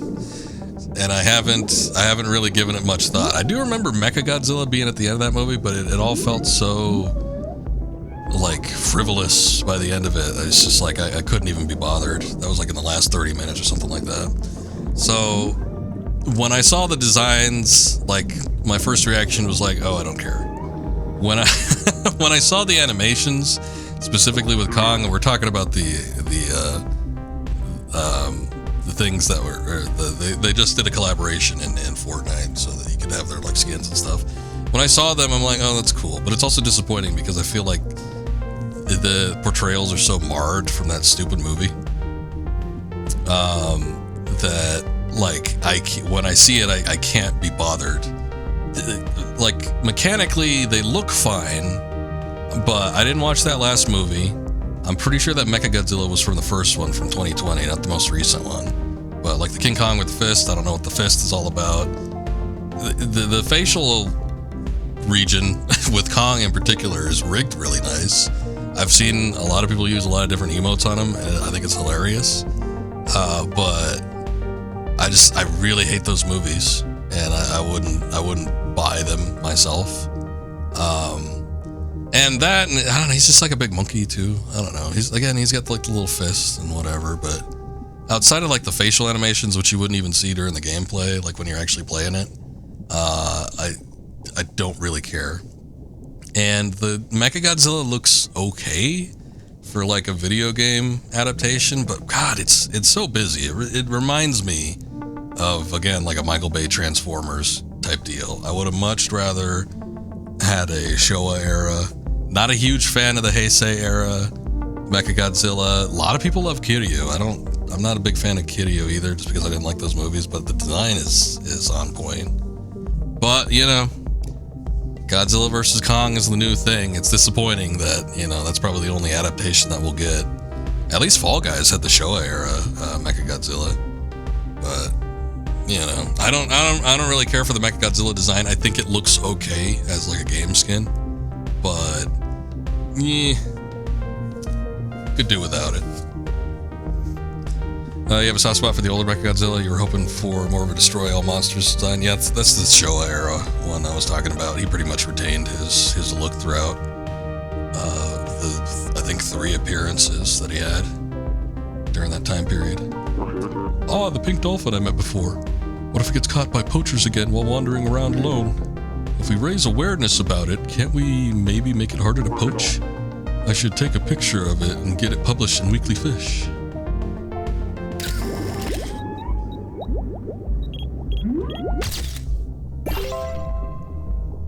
Heart-shaped water drum. God damn it.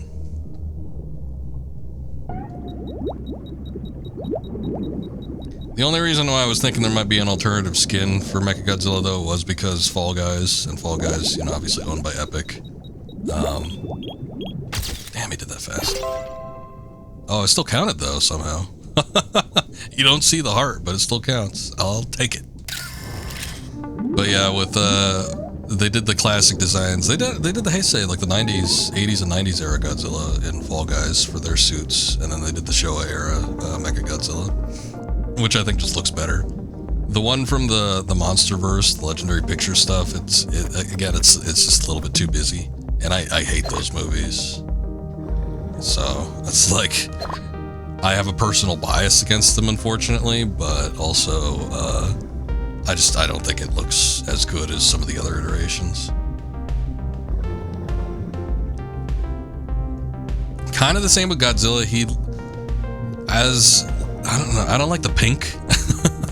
I really like Godzilla when he has like the blue energy, because, you know, it's supposed to be nuclear radiation, so they base it off of, you know, Cherenkov radiation. But I think it looks slicker than the pink. I don't know where the pink came from, but I'm not a big fan of it. And then the rigging is super weird on the Fortnite Godzilla skin. He looks a little too skinny or something. It doesn't even look like a guy in a suit. It might have even been better had they done like one of the older suit Godzillas, because maybe they could have gotten away with it with that. But there's something about it. I can't quite put my finger on it. I would need to maybe compare between the actual movie model and the Fortnite skin. But he looks something's off. So I don't know. Thing is, I got the crew thing.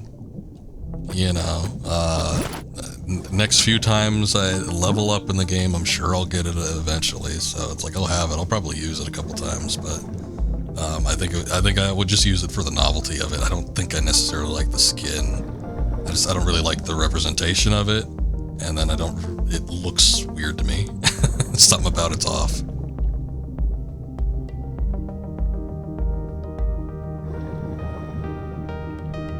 I need to find some more ammunition. I don't have enough. There it is. You think I put why you feel something was missing on the skins? They feel more like monsters and not people in suits. Yeah, I could see that. I mean, I think anybody that was like and I was a huge fan of Godzilla growing up, but I think anybody that was a fan of, you know, like classic Godzilla probably isn't gonna like Monsterverse stuff as much. And it sorta, in the context of like Fortnite, it would probably make more sense if it did look like somebody in a suit. Although, depending on which era you look at with Godzilla, you might not even be able to pull that off, because like Heisei era Godzilla has like freakishly large thighs. I mean, he was always really bottom heavy, but he's got like some weird proportions, and his arms are relatively small. So it doesn't even necessarily look like somebody in a suit. If you go way back to like the 60s and 70s era Godzillas, they probably look a little bit more like a person in a suit. But even still, some of the monsters always had kind of weird proportions on them. I love the hey, thank you, Christian, I appreciate it. I love the Mothra glider. So even outside of, you know, using it with Godzilla, I don't know, I might find a use for that.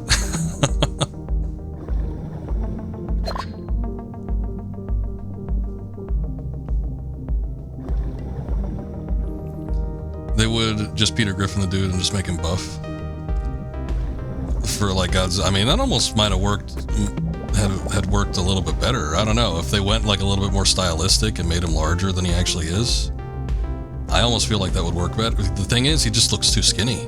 Something about the model, it looks weird. And it might just be that he's conforming to, you know, the skeleton that they have, that they would need to do.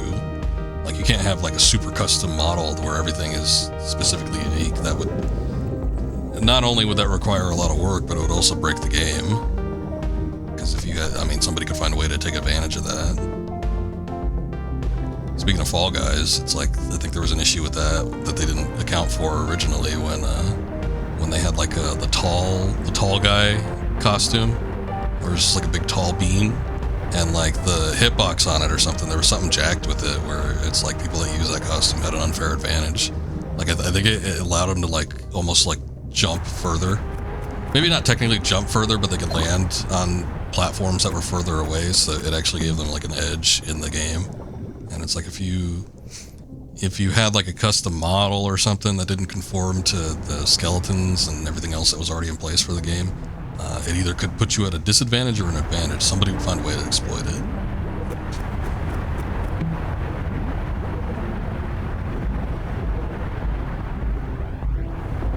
But yeah, I don't know. He looks weird. I think the Kong looks fine. I think even the Mechagodzilla for some reason seems to translate better than the actual Godzilla. But I don't really care for the design because I don't like the source material.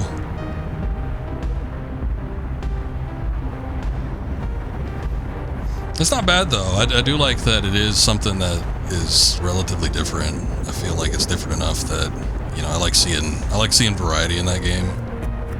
Any game that allows for customization, you know, I like seeing people use something that's unique.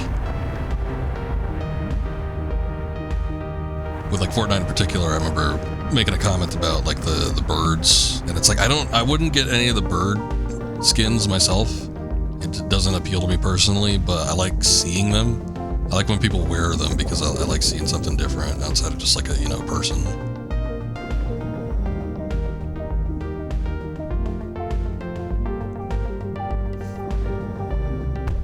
I'm still hurting for ammo. I don't know if I'm just missing it or if there legitimately hasn't been anything to see. Dragon Raider is pointing me down probably to the sea people again, but I can't really do anything about that since I need to actually get the coral that we got cooked up. It's a 7.5 out of 10. Great, but it feels like more could be done. The only one that I really have a gripe with is the actual Godzilla one, which, you know, that one's already been in the files. It's been leaked for a while now, so we've even had time to get used to seeing it, but the rest of them look fine. They're fine. I don't like the source material. So it would get lower points just based on that for me. Was that it? 9.8. Alright. Can't get anything else.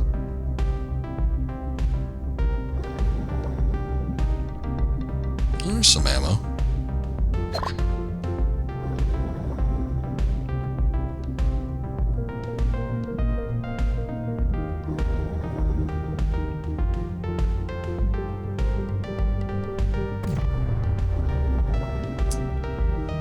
I was trying to hope I could get a shot in there, but I started to disperse as soon as I felt like they were at a proper angle.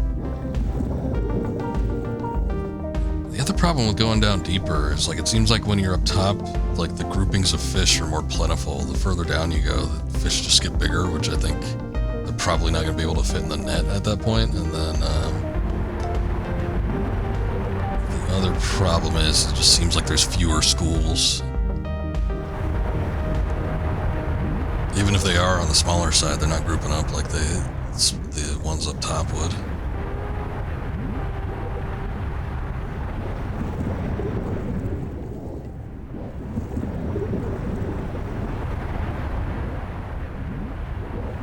No.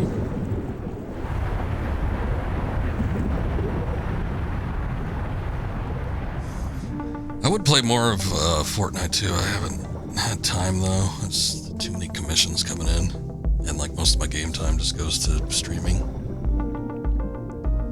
But I've kind of wanted to do festival. I want to do festival since the Miku stuff got in.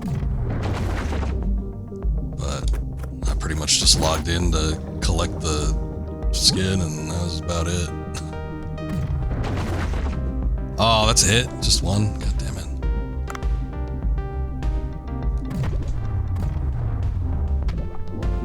Stop!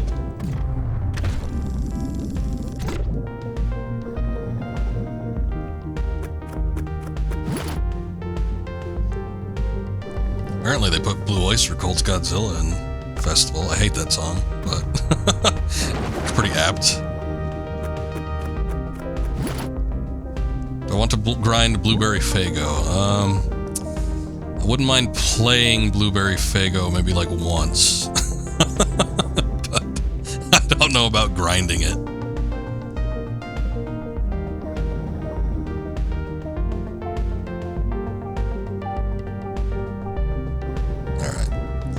I'm not going to be able to get anything else at the net, I don't think, so we would need to find more ammunition, and that seems really hard to get to, so we're just going to go back up.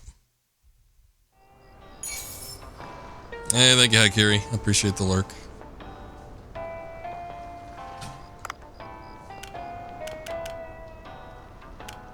Aww. all those go to the fish tank, including the eggs. Oh, you brought a picture of something. Can I see? Wow, a pink dolphin. It's so adorable, I'd like to take it home. I'm kidding. Great, let's name this dolphin Pinky and get people to notice. Then poachers won't be able to catch it so easily. I'll put your picture to good use. I'm sure the readers will love it.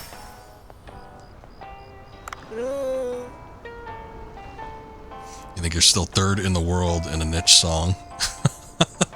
You gotta find the songs that nobody cares about. Or the songs that people don't have access to anymore. You had the Star Wars Cantina, although I'm sure a lot of people were playing that or bought it when it was originally available, but I was actually surprised that there was music that got taken out of Festival.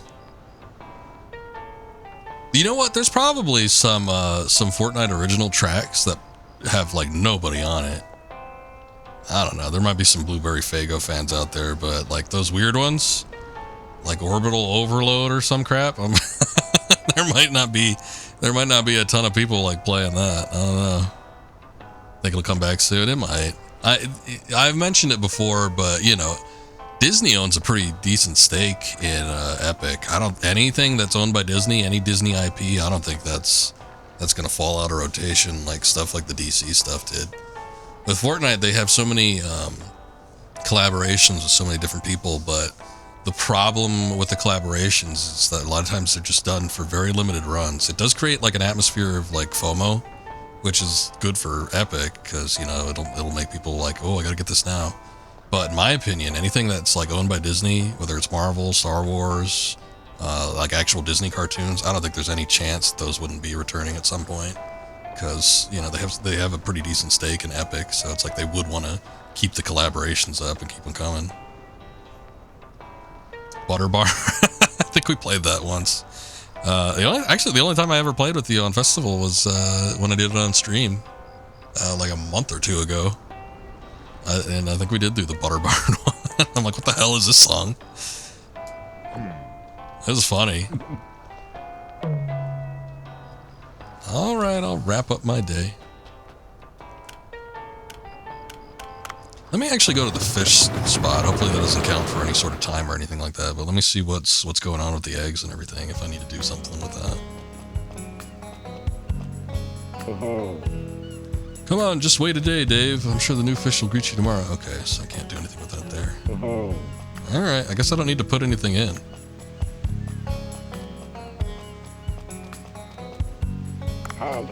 You can collect fish eggs as you catch fish. If there's any fish you'd like to keep, it'll help catch many of that fish. Okay. I guess it's just done automatically. We don't have to worry about it.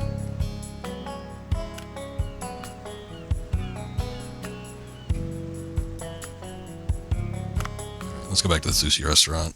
Open up. We have to make sure that we check the personnel, though. What the hell is that? Is that an old woman or a little girl? I can't quite tell. Huh? Little kid, we haven't opened yet. Oh, it is a little kid. She's got a puppy. Oh, she's got a puppet. Also, that's what happens when you actually like Fortnite's OG mode, Save the World. But yeah, you almost finished the music pass because of the 2-hour grind on that song. Good lord. I'm surprised you get enough experience points since they reworked the experience system. These days, you don't get the bonuses that you used to. It's like, even with like Festival, I don't know if they, actually I haven't looked at Festival's quests, I don't know if they reworked the system, but for the last one with Snoop Dogg, it was really bad. Like, because it was around the same time when they had changed like the bonuses applied to every single game mode. So it's like on the one hand, you can play whatever and you get bonuses, but you can't go into each game mode. You can't like go to every specific game mode and get different bonuses. It's like everything counted for everything, which sucked. For me, it made me want to check out the other game modes less. I'm just like, well, I'm just going to do the ones that I like, you know, or that I could get done easily, and not necessarily look into the other game modes that I probably wouldn't normally play as much. You get a lot of music if you grind on Expert. Experience cap is super high. I gotcha. Hello, kid? You look like a student. We haven't opened yet. Come back a little bit later. Listen, you expletive. I don't know what she would be saying. You cunt. You shit. I heard you one time, so stop babbling. Oh, what in the world? I'm sorry, it wasn't me. You rotten blowfish, you. Get me food! Food! What in the world is going on here? I think I've read about this somewhere. There's a therapy method that involves letting traumatized kids speak their mind through dolls. Doll, how dare you? You idiots don't deserve to live. I suppose it could be something more complicated. Let's ask what she wants first. Kombu and White Trevally Ochazuke. I want it, I do. It sounds like something older men would want.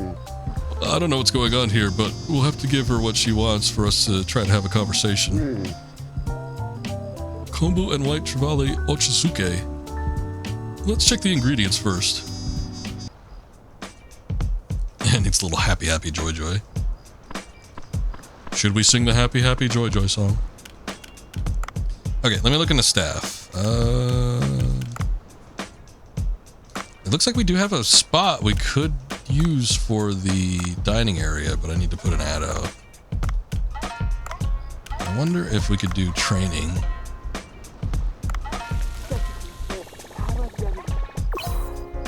Okay, at the very least we could do a little bit of training. She could serve drinks now, which that might not be great because I don't know. Maybe it'll be fine, but still, it's like she usually took care of the dishes and I was the one taking care of the drinks and the cleaning up. So now I'm gonna have to like pull double duty.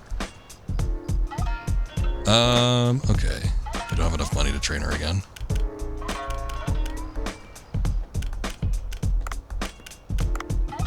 Can we train him? We could train him. So Liu could train.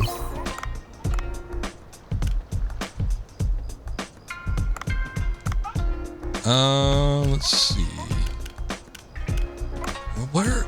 Oh, there it is. Okay. I'm like, I thought there was a way to... Oh, shit. Now I don't have enough money to actually put the ads up. Can we untrain them? And get my money back? God damn it. All right. Well, with the training, it might help speed things up, though, so it might not be too bad. I can also learn a new dish. That works.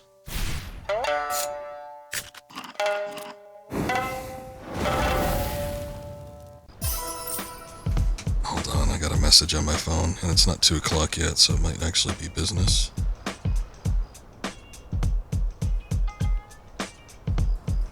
Okay, it is it's a commission-related message. All right, I get it. I get the picture.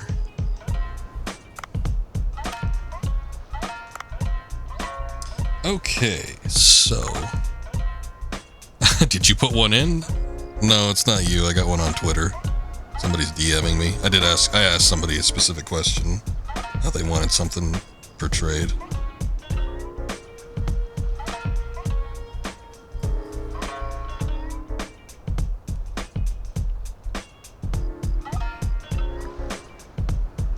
Sorry. I don't usually take care of business on stream, but it's a very specific instance. Alright. What do we want to make? Let's do a couple of those. Some of these fancier dishes.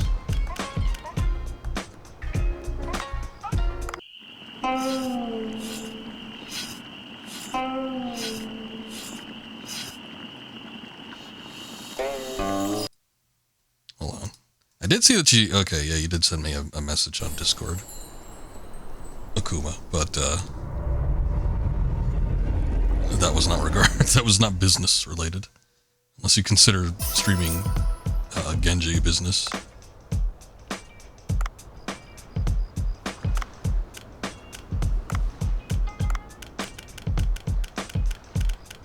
Get something super cheap, just to kind of get rid of this shit. I don't like that there's clownfish sushi. That doesn't seem right.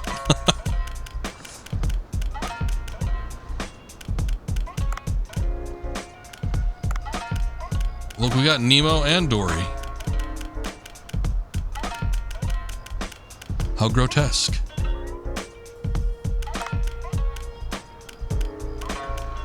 Put like a lot of that in there. Let's see if we can get rid of some of these ingredients. Poor Nemo. Couldn't make it out of the fish tank. He just got served up.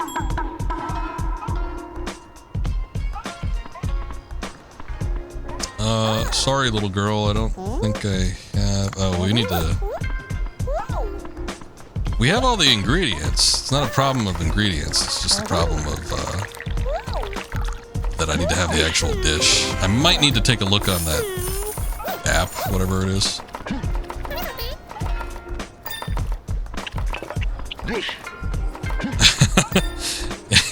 You could have an alternative movie called Found Nemo, yeah.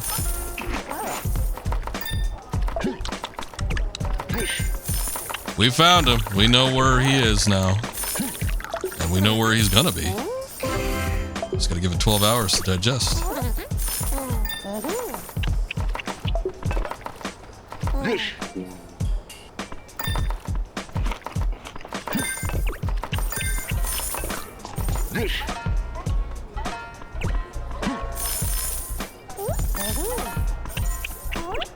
Ah, you savages.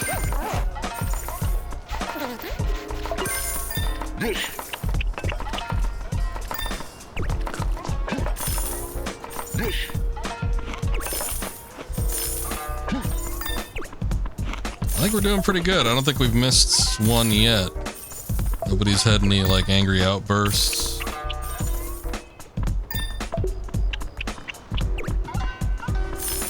So, I don't know. Maybe it's just me having a better understanding of what the hell's going on. And nobody ordered beer either, which that was a big problem last time. But it also could be the training actually helped out too.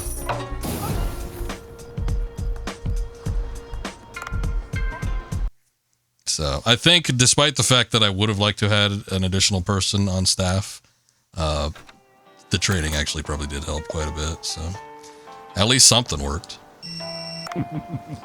Dave, the fish in the farm yesterday, they multiplied. Hurry on over to the fish farm. Wow, I can't believe it. Again, just a day and they've already bred. I marked the sections with the new fish with hearts so they're easy to recognize. Go and see for yourself.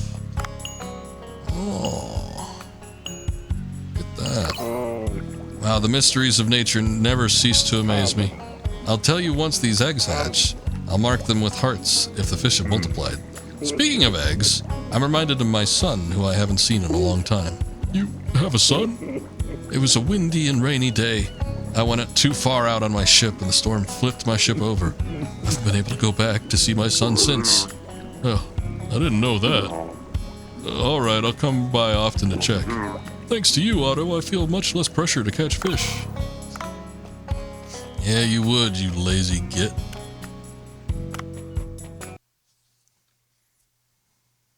Oh shit, we didn't check with Boncho on, maybe I could go to the restaurant, hold on.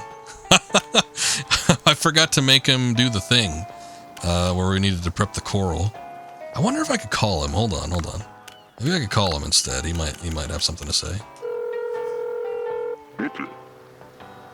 What is it? Do you want to learn to cook, perhaps? No, I just came to see if you needed any particular ingredients. The master chef can cook with any ingredient. I'll show you the best possible... What the hell is this? Just bring me lots of it. Okay. It was just a conversation. No, that we need something else. Alright, I guess I have to talk to him in person. While I'm here, though, maybe I can... We need to go into Cooksta, and we need to, like, do the likes. Oh, shit. I think I'm unliking stuff. Hold on, I need to go up. Oh, we already got it. Alright, well, we can rank up now. Maybe. Cooksta rating. I don't like the way that guy's hair is moving.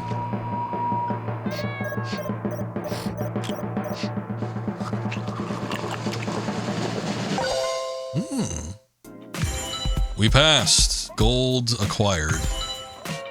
Now we can make trout sea grapes rice bowl, big-eyed scad and soybean paste roast, sea grapes special sushi, and Stellat puffer special sushi. Well then.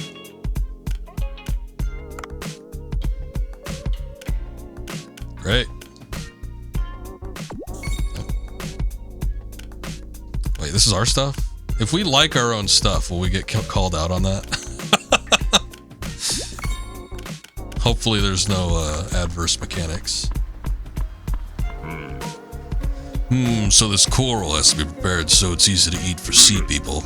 Well, I think we could start with a porridge of sorts. Give me a moment.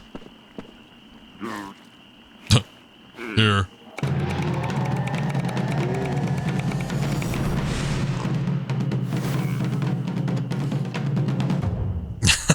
Have it in a bento box, alright. But it's porridge.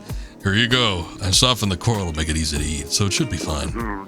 Oh, thank you, Bancho. You're so quick. Alright, let's take this to Ramo. Okay, well, at least that was simple enough. So let's look at the research. We can put research into some of these dishes. The only thing is I forget what the girl wanted. I don't know what the dish was called. Let's take a look at the to-do list. Hold on. She wants white trevally, kelp, and soy sauce. I have that, like, individually. We had plenty of that. But I guess it wasn't a specific dish? Okay, whatever. Well, we can still research something. Dishes are starting to cost more to research, though. Good lord.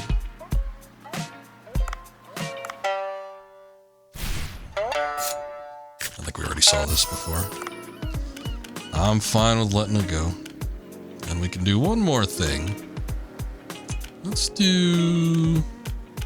I guess the puffer special. I don't know how easy the puffers are going to catch, but it seems like the dish is slightly more expensive, so it might work out in the long run. While we're here, we might as well put an ad out. Recruit staff much higher than current Cookster rating. Next 4 applicants. Let's just do a TV ad.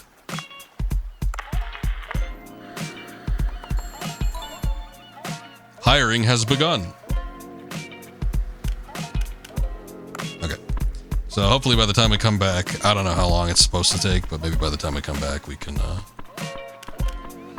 get a new hire. You know what? Okay, I have no clue. Maybe when she pops up next time, we can kind of see what we need to do in order to potentially get her the dish that she wants. But for now,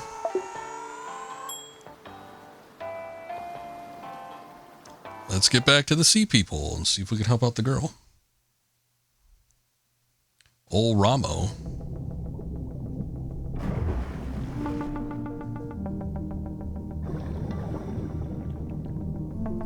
I might check a couple chests just to see if we can find like a submersible vehicle, but if not, I just kind of want to get there as quickly as possible.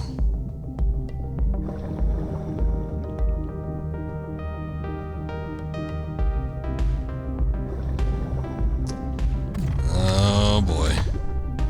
Here they come. You think, like, after you have, like, a higher armor rating or something like that, just from a game mechanics standpoint, they would stop chasing after you so frequently.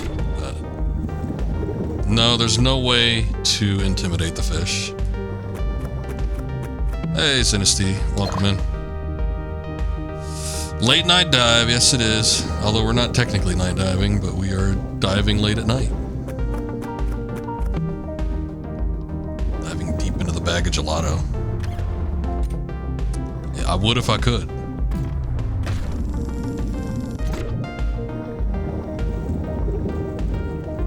Yeah, so far we've been, I don't know. I feel like I haven't been making a lot of progress, and when I think about it, maybe I have, but we need to save the Ramo girl. Coral trout. Got her the porridge. The sharp Japanese sword. Otherwise, there hasn't been any, like, pressing tasks, no specific... Well, I guess the girl came in recently with the dish that she wanted, but it seems like it's stuff that I have in abundance, so... I just need to figure out if she needs a dish, or if there's, like, something specific I can prepare for her. What is that, a cuttlefish? Yeah, it is.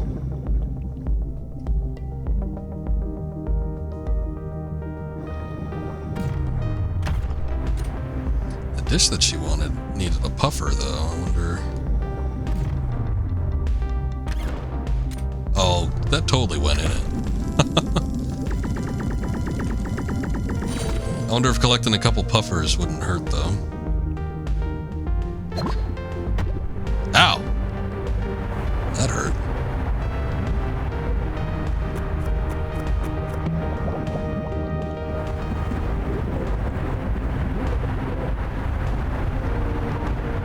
I think those are some of the ingredients that she needs. I don't think we're getting down there without going down here first.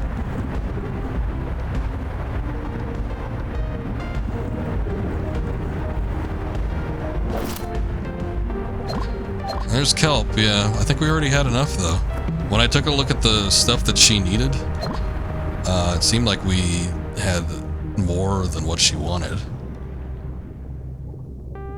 So the answer to my question is yes, it would hurt. I suppose you're not wrong. It was rather painful. Let's see, get a little kelp in there. It's probably just pointing it out, just in case you want to grab more.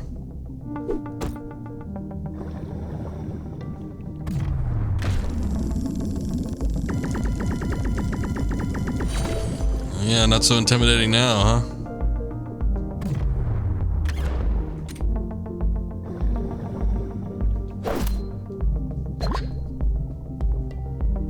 Alright. This is not the way.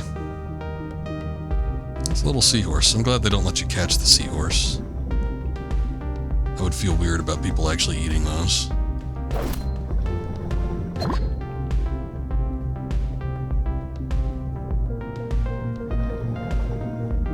Back when I used to work at a pet store, I got a call multiple times, I think from the same woman, but she had to have been like a stay-at-home mom, but she was like, I was wondering if you guys had any seahorses. My daughter would really like one.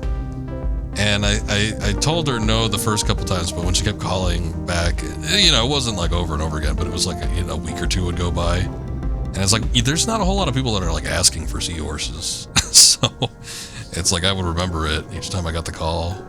But like I think the final time I'm like, ma'am, you don't want a seahorse. Even if you could find one, it's like the upkeep would be bad. And I was like, I think I told her just up front, I'm like, you're probably going to kill it. And I'm like, would your daughter like it if you killed a seahorse? and I don't remember her response. I don't think she was completely displeased, but I don't think she wanted to hear necessarily that. But it's like, it's true. It's like there are water hobbyist shops where you probably could get a seahorse. I'm pretty sure I've seen one from the local shop. I wasn't going to tell her that. I wasn't going to tell her, oh yeah, they sell seahorses at the local shop here. Because I did not want her to attempt to actually get it. She would end up killing it. They require constant water flow. Yeah, very specific conditions for any type of saltwater animal. Whether it's a seahorse or even just your basic fish. And she had called multiple times, and I just, the first couple times, it was like, the first time I thought it was a joke, because I'm like, who the hell would even want one? But the second and third time, I'm like, okay, she's actually looking for one. Yeah, I worked in a pet shop for over a decade, and, I maintained the fish systems. I even did partial vet work, kind of like as a vet tech. Because there's a veterinary clinic that was inside the store. So sometimes they'd call me in to help them out there. So I got pretty experienced with a lot of the animals that we interacted with. But yeah, there was just like things sometimes. The store was in kind of a rich neighborhood. And sometimes you would get like these rich moms that would just like get whatever their kids wanted. I remember there was a woman that came in. She looked real highfalutin, and she bought a parrot. It wasn't really a parrot, but it was like conure, which is kind of parrot-like. They're kind of like smaller ones. But yeah, I mean, we were selling for like $600. She's like, oh yeah, I think my kids would enjoy this. She brought it back a week later, dead. I wasn't the one that sold it to her. I probably would have stopped her from buying it, but yeah, so bird person, sorry. Yeah. But it's just one of those things. It's like sometimes people just don't think, or they don't have any regard for any of it. They're just like, yeah, whatever. And I think we spent the money on a necropsy. I wasn't doing the management at the time, so I didn't get all the information, but I don't remember. We were trying to find out if there was you know, how if the bird was handled poorly or something, that way we could like possibly do something about it, but I don't know. I don't think anything ever turned out. But yeah, it's just like anytime there'd be somebody where I felt like, yeah, I don't think you can handle this animal, I would let them know, even if they like yelled at me or whatever. I'm just like, I don't care. It's like I run this department, and you know, I decide who I sell animals to. I'm like, these are living things. If I don't feel like you can take care of it, I'm not gonna give it to you. I don't care how much money you have. But yeah, sometimes stuff like that would happen, and it's like you had to be on the lookout for people that just had like no regard. It's like they could wave as much money as they want. You know, some people would just be like, oh yeah, whatever. But try to take more responsibility, I think. But yeah, just sometimes stuff like that would happen, unfortunately. Here, I bought coral porridge. Oh, you really brought it. Sniff. Seems to be right. You're a critter god. I'm taking a lot of, I don't want to say like abandoned, but are you taking in a lot of animals? As somebody that worked in a pet store, you'll find out, like if you work in like the animal department in particular, you'll have a lot of opportunities to take animals in. It happens quite a bit. Yeah, I feel much better now. I like her little outfit. She's got very long hair with a lot of accessories. It's fun. I can't remember anything after seeing squid tentacles. Huh? A human? What is he doing here? Well, you could say I saved you. I defeated the giant squid and brought you the coral porridge. Is that so? Wait, Rama, that's not it. I'm actually the one who... Alright then, human. You shall escort me back to my village.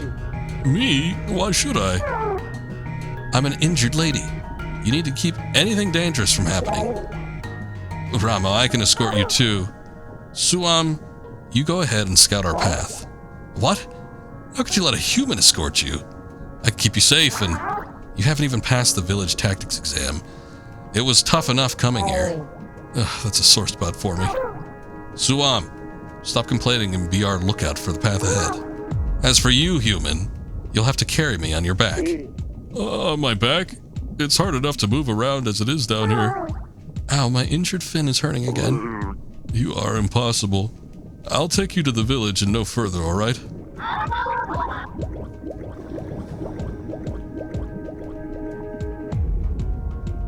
Alrighty then. Get to the target location safely with Rama on your back. Rama has the ability to open up tube worm paths. Watch your surroundings carefully and escort her to safety. Okay, well, I've seen a number of tube worm areas.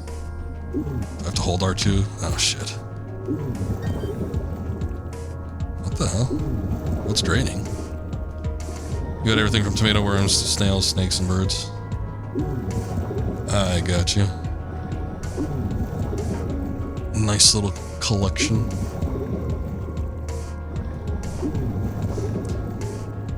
The only thing I would take in, and again, like working at a pet store, there would be a lot of people that would come in and are like, I can't take care of this animal. Is there anything you could do? And as a policy, as a store, you know, especially if you're like a chain store, there's not really a way that you're going to be able to do that just because of policies in play. But if somebody was willing to take something like right then and there, or they would agree to like pick it up or something, you can't take it in as a store, but like an individual person could say, yeah, I got room for it, I could take it for you or whatever. The only thing I would ever take is fish. Good, follow along, make sure Ramo isn't hurt. But yeah, people would come in with any assortment of reptiles, amphibians, fish, birds. Some people would even try like dogs and stuff, and I'm like, just go to the shelter, God. If it's stuff like the exotic stuff, I get, because you aren't going to find somebody that's willing to take that. But then, you know, there isn't like, unless there's a reserve or something. I think around here there was like a turtle sanctuary or something weird like that, but unless there's somewhere locally in your area that does something specific like that, most people are just going to take cats and dogs and that's it. Not this way, human. Let's go follow Swag. I don't know where he is. I don't have a dragon radar. Uh-oh. Exotics are your besties, true calling. What is this vibration? It's rare to experience one so strong. Did something happen to the village? We must return quick. Hurry, human. I'm going as fast as I can, but keep getting interrupted by stupid shit.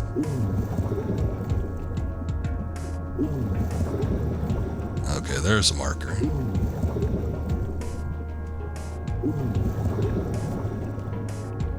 If I run out of oxygen, will you breathe in my mouth? Shut up. I have to leave her. I gotta leave her.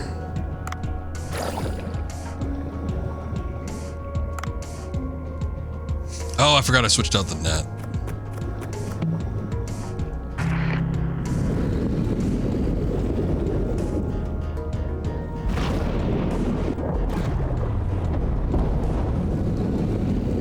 Too bad I don't have the, we had a, like a trank harpoon or something attachment that actually put this guy to sleep last time we had to deal with him.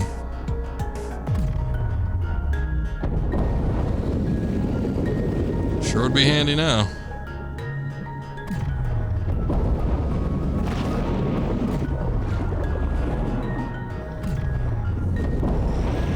Ooh, right in the mouth. I don't think I did any more damage, but you would almost think it'd be like a Dodongo or something. Got a mega mouth shark, that's what that was, okay. Also, if the cat or dog is prepped, she completes a neuter in the time to listen. I've got big balls. You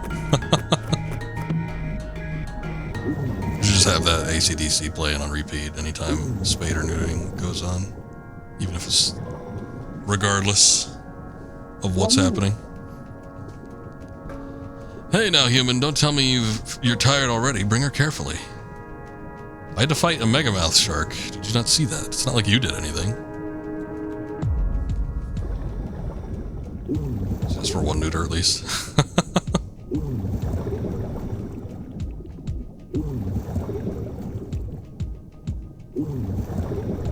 This is not where I thought it was going to be. Or maybe it's not. No, it's not here. Oh yeah, he went further down. Okay, I see. I'm just gonna leave you there for right now. Actually, hold up. There's a little health thing over here. I wonder if we can heal her up. But I need a way to get rid of the jellyfish.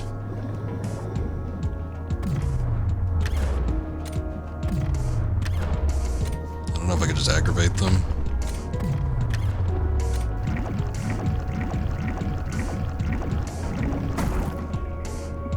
That worked, but God, they go for a long ways.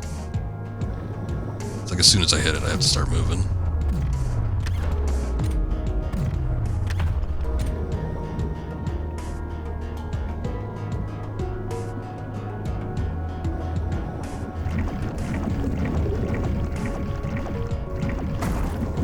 If you get hung up on the little ledge here, it might actually give me a little bit of time.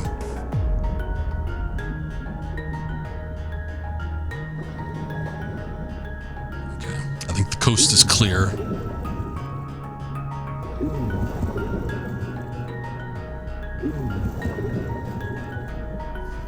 Yeah, working in a pet store was fun for a while. I liked working with the animals. I didn't mind, doing the cleanup or having to take care of them.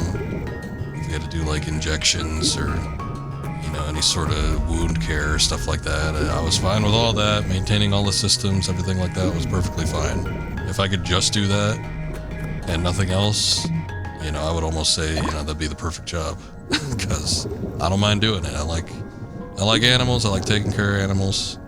Doesn't really matter what it is, but it's just the retail aspect of it. And you got to do it if it's in a store. And that kind of ended up being the biggest detriment. Because especially when I ended up in the hospital because of stress related issues, that wasn't good.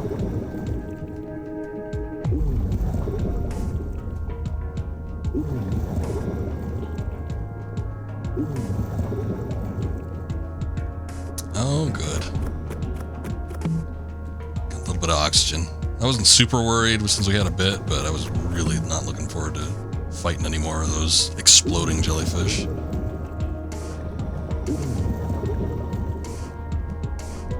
People do suck. And I want to say after like the whole pandemic situation, people only got worse. Because, you know, again, I had worked at that place for a long time, and it wasn't nearly as bad as it was until after the pandemic. I think like after that, like just general people that shopped were worse, and then there was also a lot more like people trying to rip you off, people trying to steal things. Just like that aspect of it, it got so much worse in the past 5 years. So, Ramo, our path is in. Our path in is blocked with a rock. Ah, oh no, what's going on? Must have been the vibrations earlier. Swamp, think of something. I need to get back before my father scolds me again. Maybe we can open the path by dropping a loose rock pile over there. Oh, hey, those things. Finally, they're coming into play. If we can topple it and make it fall, it might just do the trick. Well, I suppose it might work. How do we make the rocks fall, though? I see a stake over there. Maybe if we pull it out? Human, can you pull out that stake over there? Oh, stake? I think I'll hurt my hands with the gloves I'm wearing. I could probably do it with gloves that are thicker and offer a better grip. Dave, my apologies. I left the microphone on because I was dying to know what you were talking about. If it's enhanced diving gloves you need, I think my lab could help you out. Huh, new gloves. Haha, the equipment goes hand in hand with exploration, does it not? Come up to the boat. I think there must be a way. Could you wait here for a moment? Hold it, human. You plan to leave Ramo in a dangerous place like this? Luckily, she has me guarding her. Still, be back quick.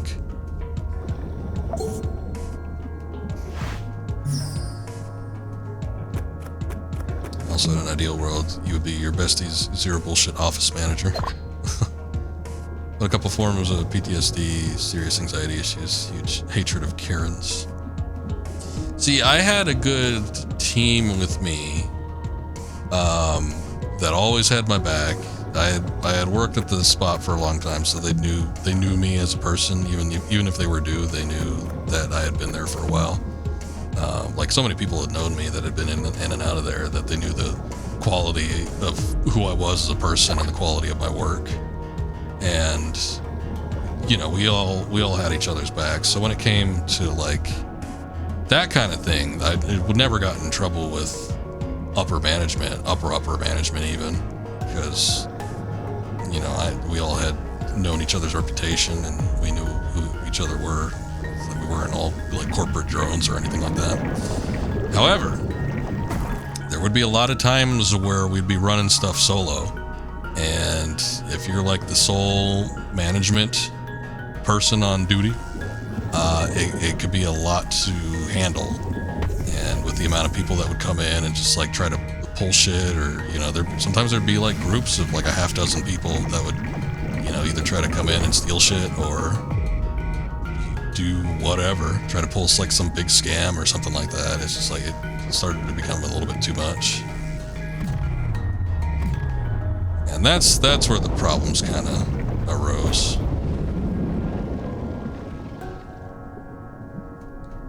But everybody else there, like in terms of people that worked there, that was never a problem.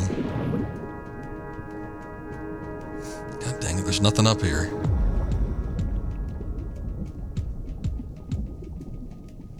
But if we had people, not even the people that were scammers, but you know, like you say, Karens.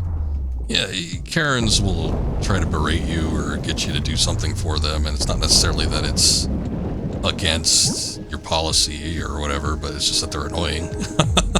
But even like stuff like that, it's like, you know, we were pushy against those types. Sometimes we wouldn't give them what they wanted just because it was like, well, you know, like what are you doing that makes you like deserve whatever it is that you want? Oh, nothing? All right, well, then get out of here. I tell people to leave the store all the time. But Yeah, unfortunately, hour reductions also were another thing that happened, like post-pandemic. Pretty much anywhere, any sort of big company, if you weren't running local, even if you were running local, I'm sure there were complications with that too. But I think most places started really trying to put in like cost-saving measures. The most common one I noticed was like a lot of places around here were like closing super early. I wish that was the case for the store I worked at. If we were closing earlier, that would have been better. I would have loved it if we closed at like 7 o'clock, like a lot of these other places were doing. The road back to the Sea People Village, huh? How fascinating. My lab has developed some diving gloves to be used for retrieving artifacts. I see. That should let me pull out the stake without my hand slipping, right? Haha, of course. It has various safety measures built in that'll let you move many other objects besides stakes. The long dive must have been tiring. Get some rest. I'll explain details tomorrow. I'll come to the boat tomorrow morning. We have to wait a whole day before we can do that. Dang it. That was the first time I had the grenade launcher. I'm surprised. Although, you know what? Thinking about it, I don't even know if I've had it any previous time either, though. So that might be the first time it actually dropped for me. We got a decent little haul, though. Surprised we got so much roe.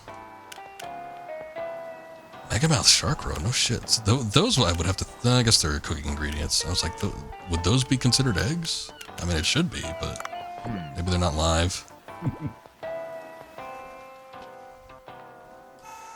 Okay. We can hop back in one more time, but I don't think we're going to be doing a whole lot. I might just take a look for a couple things.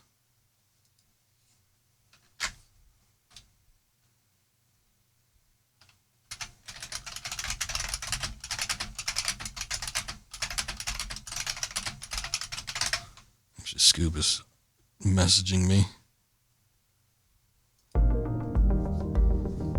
Scoob, are you out there? Are you in? I actually don't know if he's streaming right now. Hold on. Let me take a look. What the hell? My dashboard is all messed up. It's all different. Oh, Scoob is streaming. He's probably asking if I wanted to join up with him. Okay.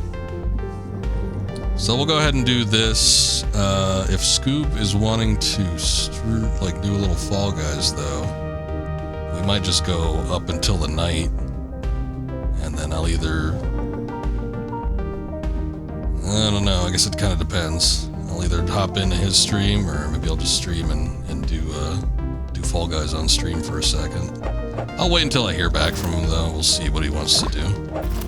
If he even wants to do anything, he might not be on that long.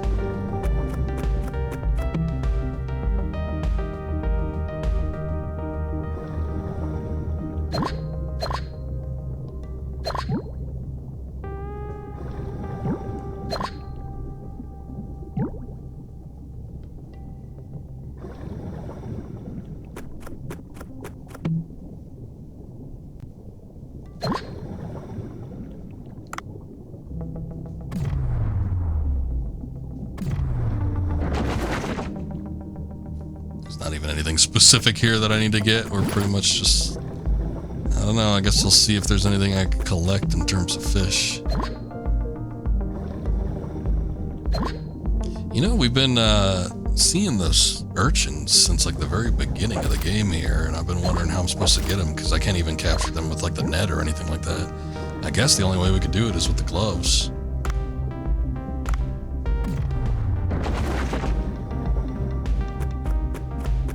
It seems like it's taken a while before we actually get to unlock the ability to do the gloves. I mean, accounting for, I don't know, stream talking and all that, where we're sort of wasting time in this game, we've probably at least put like 6 hours into the game. So, and I'm being generous with the amount of talking that we haven't been like actually playing the game. So I feel like it seems pretty late to have like the sea urchins be able to be collected. I don't know if they're like super special or what.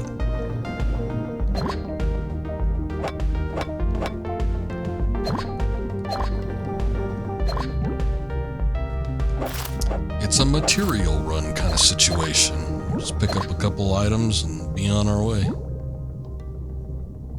Hajime.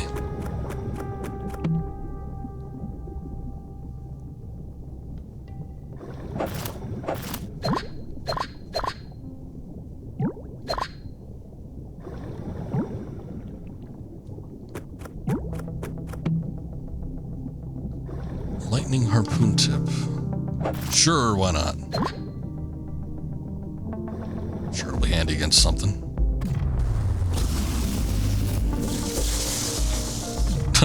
Oh yeah, I forgot I did that. It shocks like the surrounding fish. In fact, we're able to collect those.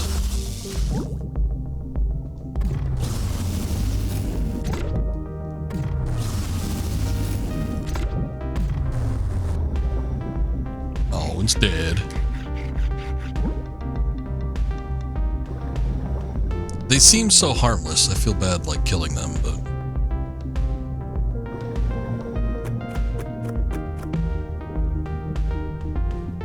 it's not even that they're trying to run away. They just, I think I feel less bad about the ones that are running away than I do about the ones that just kind of stand there.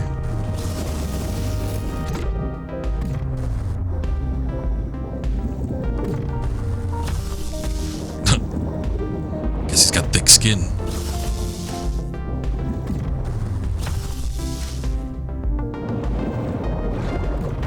Whoa, he turned around quick.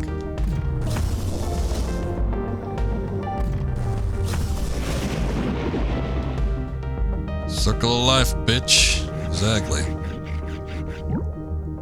I sort of wish there was a health indicator for some of the bigger guys. Obviously, it doesn't matter too much with like some of the smaller fish that you get in a couple hits, but like the sharks and stuff, I would like some sort of indicator to see if it's actually worth it to try to outlast them or not.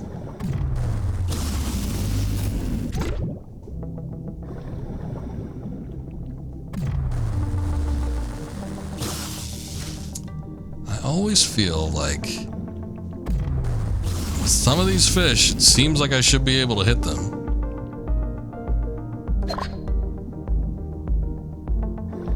Like even the end of the harpoon goes right through the fish, but counts as it coming up short. Oh, you know, I probably should pick that up actually. That way I stop using oxygen when I'm trying to move quicker.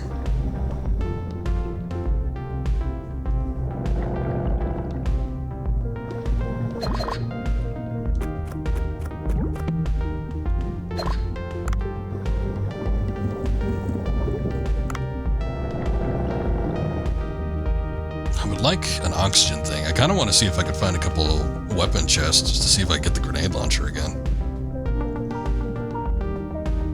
There's an oxygen thing.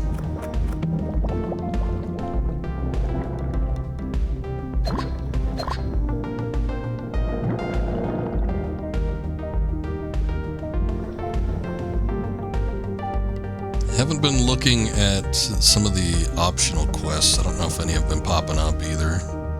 But I probably should take a look at that just in case there's actually any materials I should be specifically looking for.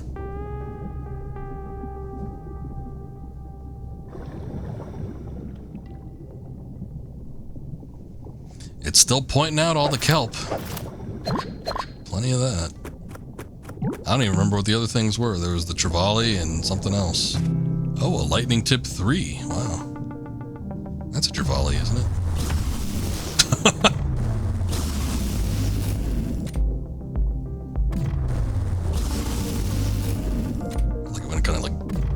Against, yeah, like that, some of the fish. I'm beating it into submission.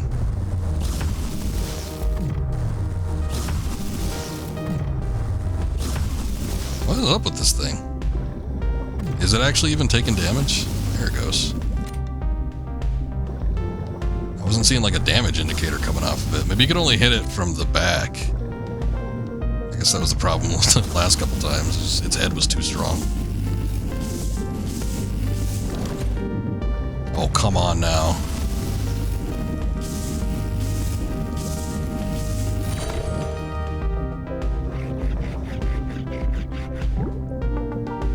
Giant trevally meat. Okay. Well, I think it said something about being a white trevally, but maybe giant trevally is just as good.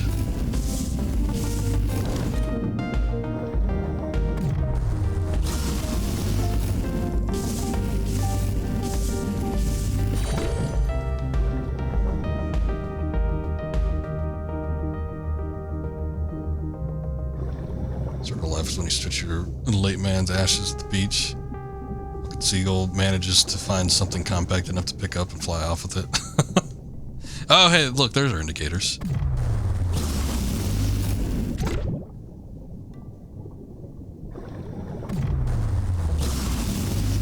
Oh, that actually happened. That's pretty crazy.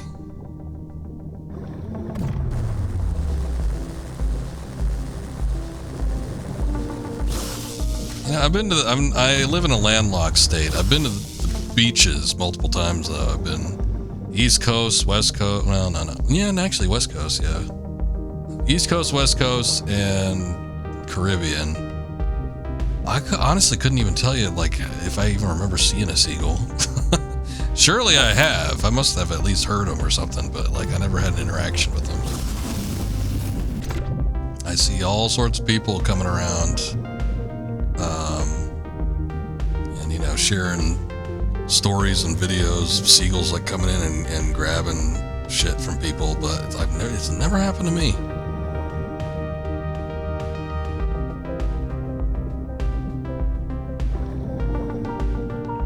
This trolley is fucked together. Been in that nasty effing lake and the Pacific. What was the nasty lake?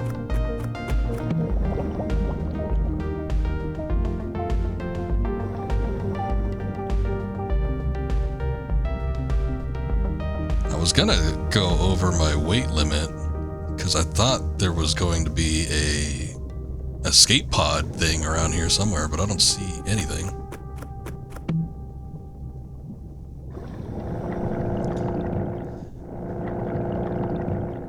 Lake Pontchartrain, where's that? I don't think I've heard that before.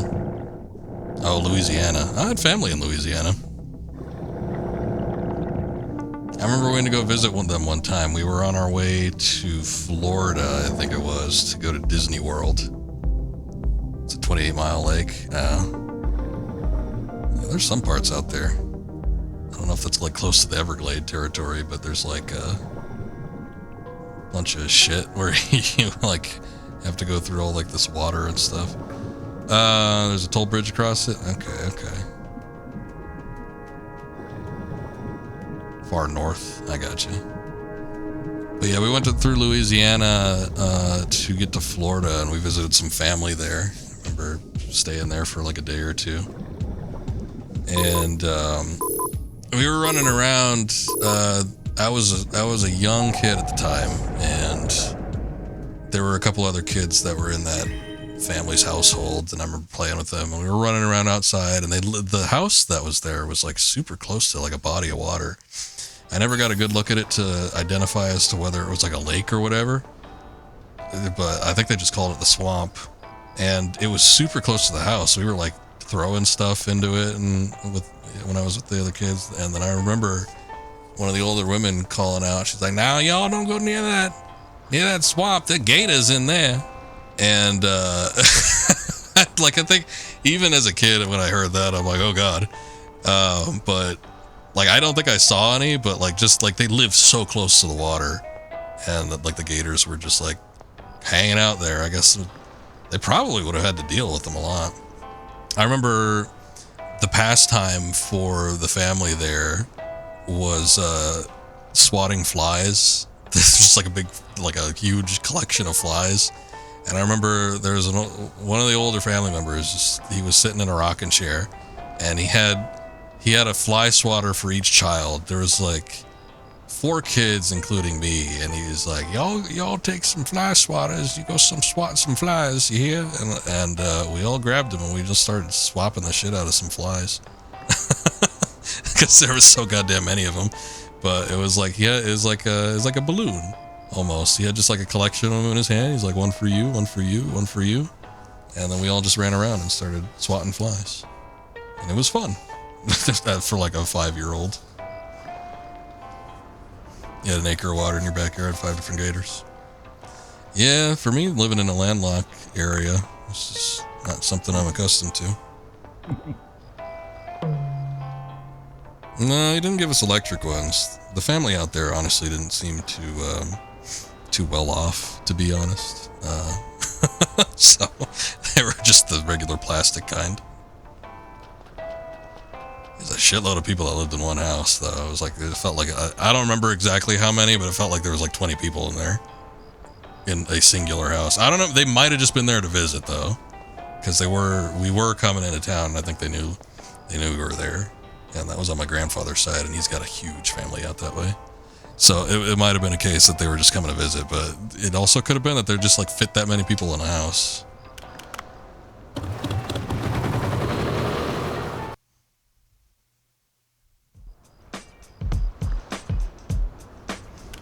Alright, let's see. Has anybody come in yet? Hiring in progress. Alright. Nobody yet. Hopefully these guys are good enough to handle whatever's coming our way.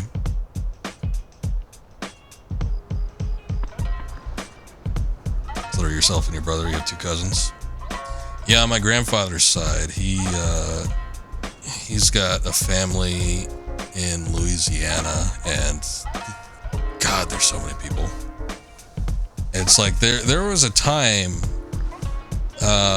like where they would all routinely come to visit him,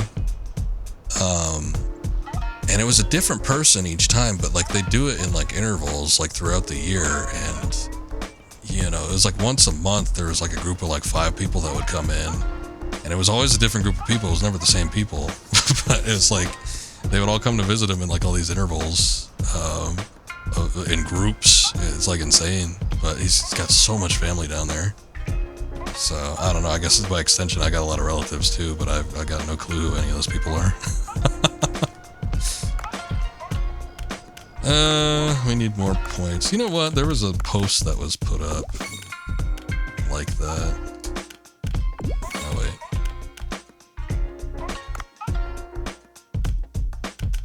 we're getting there.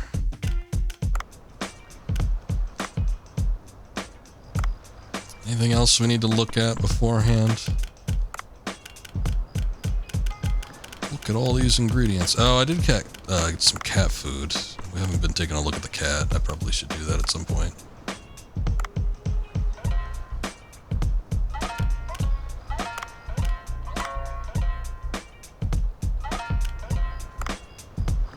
Came to the other side of the state to work on your mental. It's working? Well, that's good.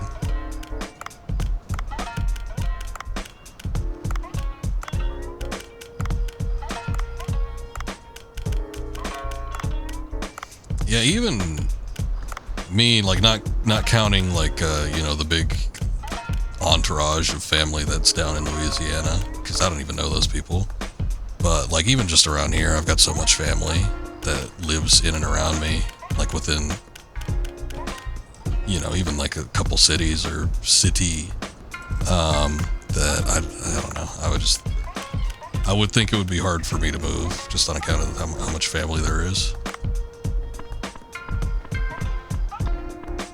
And not in a sense like it would be like physically hard. I just think, you know, I know these people so well that it would be weird for me to go out and move out of state, or even like on the other side of the state, just because we're all so close to each other. Are the ingredient preparations going well? Get the menus ready before the operating hours. I was gonna see if you had anything to say about that one girl that usually comes in, but I don't. We might have to do something specific for her, I guess. Probably is he the black sheep kid or the black sheep kid? I gotcha. Want to see your mom for the corporate mandated love day. No, I got it. I got the green tea. Go back there. Yeah, that's just good. Menu needs to be added. White trevally kombu ochazuke. Oh, maybe that was the dish.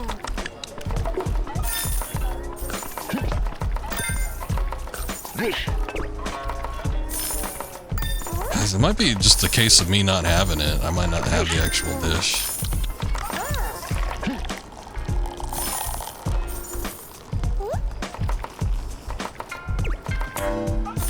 Sorry. Oh, she's pouring beer. See, I was afraid that was going to happen. Pouring the drinks takes a second.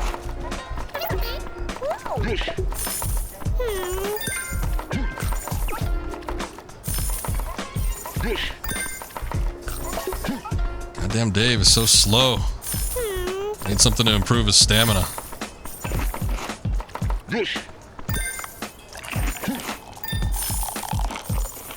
I need a faster beer pourer.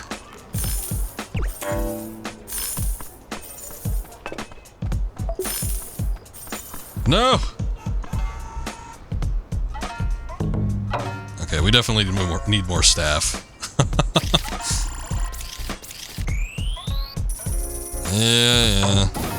Could have done better.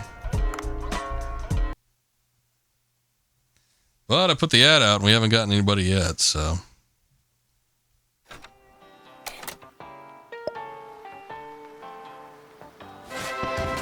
Jellyfish party. It's party day today. Prepare the right ingredients to make a fortune. Okay, we were collecting jellyfish. I know they had said that or mentioned it or something last time, and I'm like, I maybe should do that, but I didn't know that there was like a specific day that we had to look out for. Here are these special diving gloves made in our research facility. With these, you'll be able to pick up various objects in the water. Why don't you test them out yourself? Enter the water. I gotta do it right now. Alright.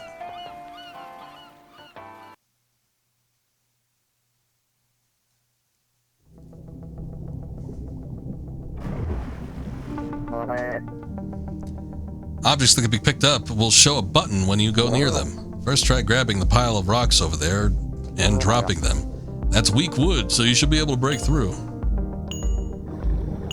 Okay, I guess I do remember seeing little planks and stuff like that.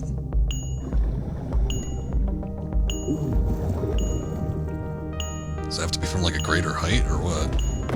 Oh, there it goes. Yeah, it does. Wow, very nice. Let's try going down.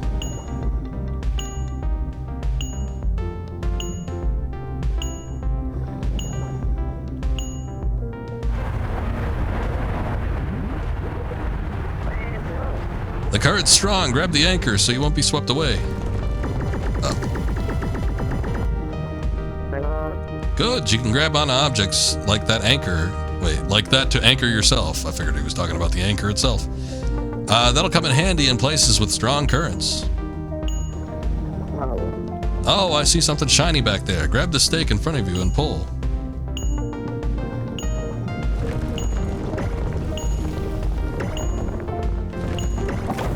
Doing Titus's limit break, or his overdrive.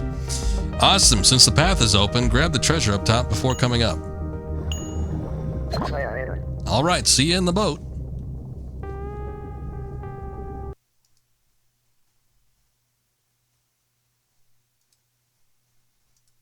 Alright. Scoob be talking to me.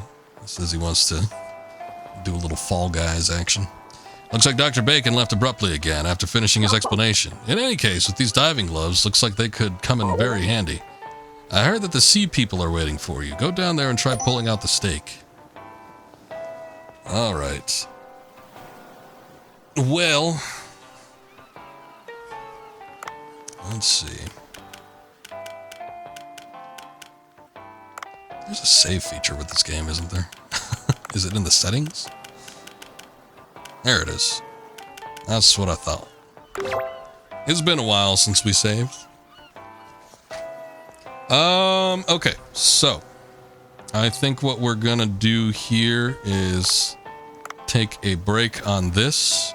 We might be back with it next week, but I think we'll take a little break on Dave the Diver. It was right before it seems like we're gonna get into something, so we haven't gotten to like the big reveal or anything yet, but this is kind of around the time frame, so it was said that the game starts kicking up, so there might be some cool stuff by the time we get to the sea people. We shall see.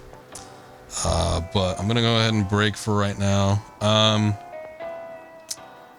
Let me gauge what's going on here. I just want to see what old Scoob is doing. See if he's got somebody playing with him. I don't think he does. In fact, he's away right now. He's not actually on his stream. Probably went up to take a piss.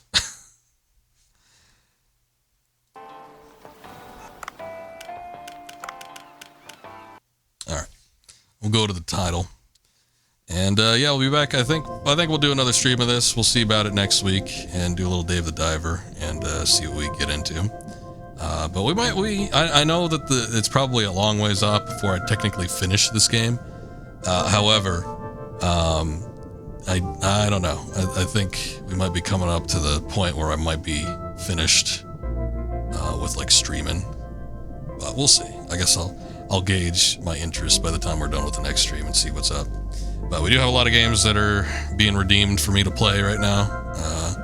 So I got to get through those as well as trying to get through like Dark Souls 2, which I just started up actually a couple days ago. But anyway, that'll be it for Dave the Diver. I think I'm going to boot up Fall Guys for at least a little bit. We'll do a little on stream.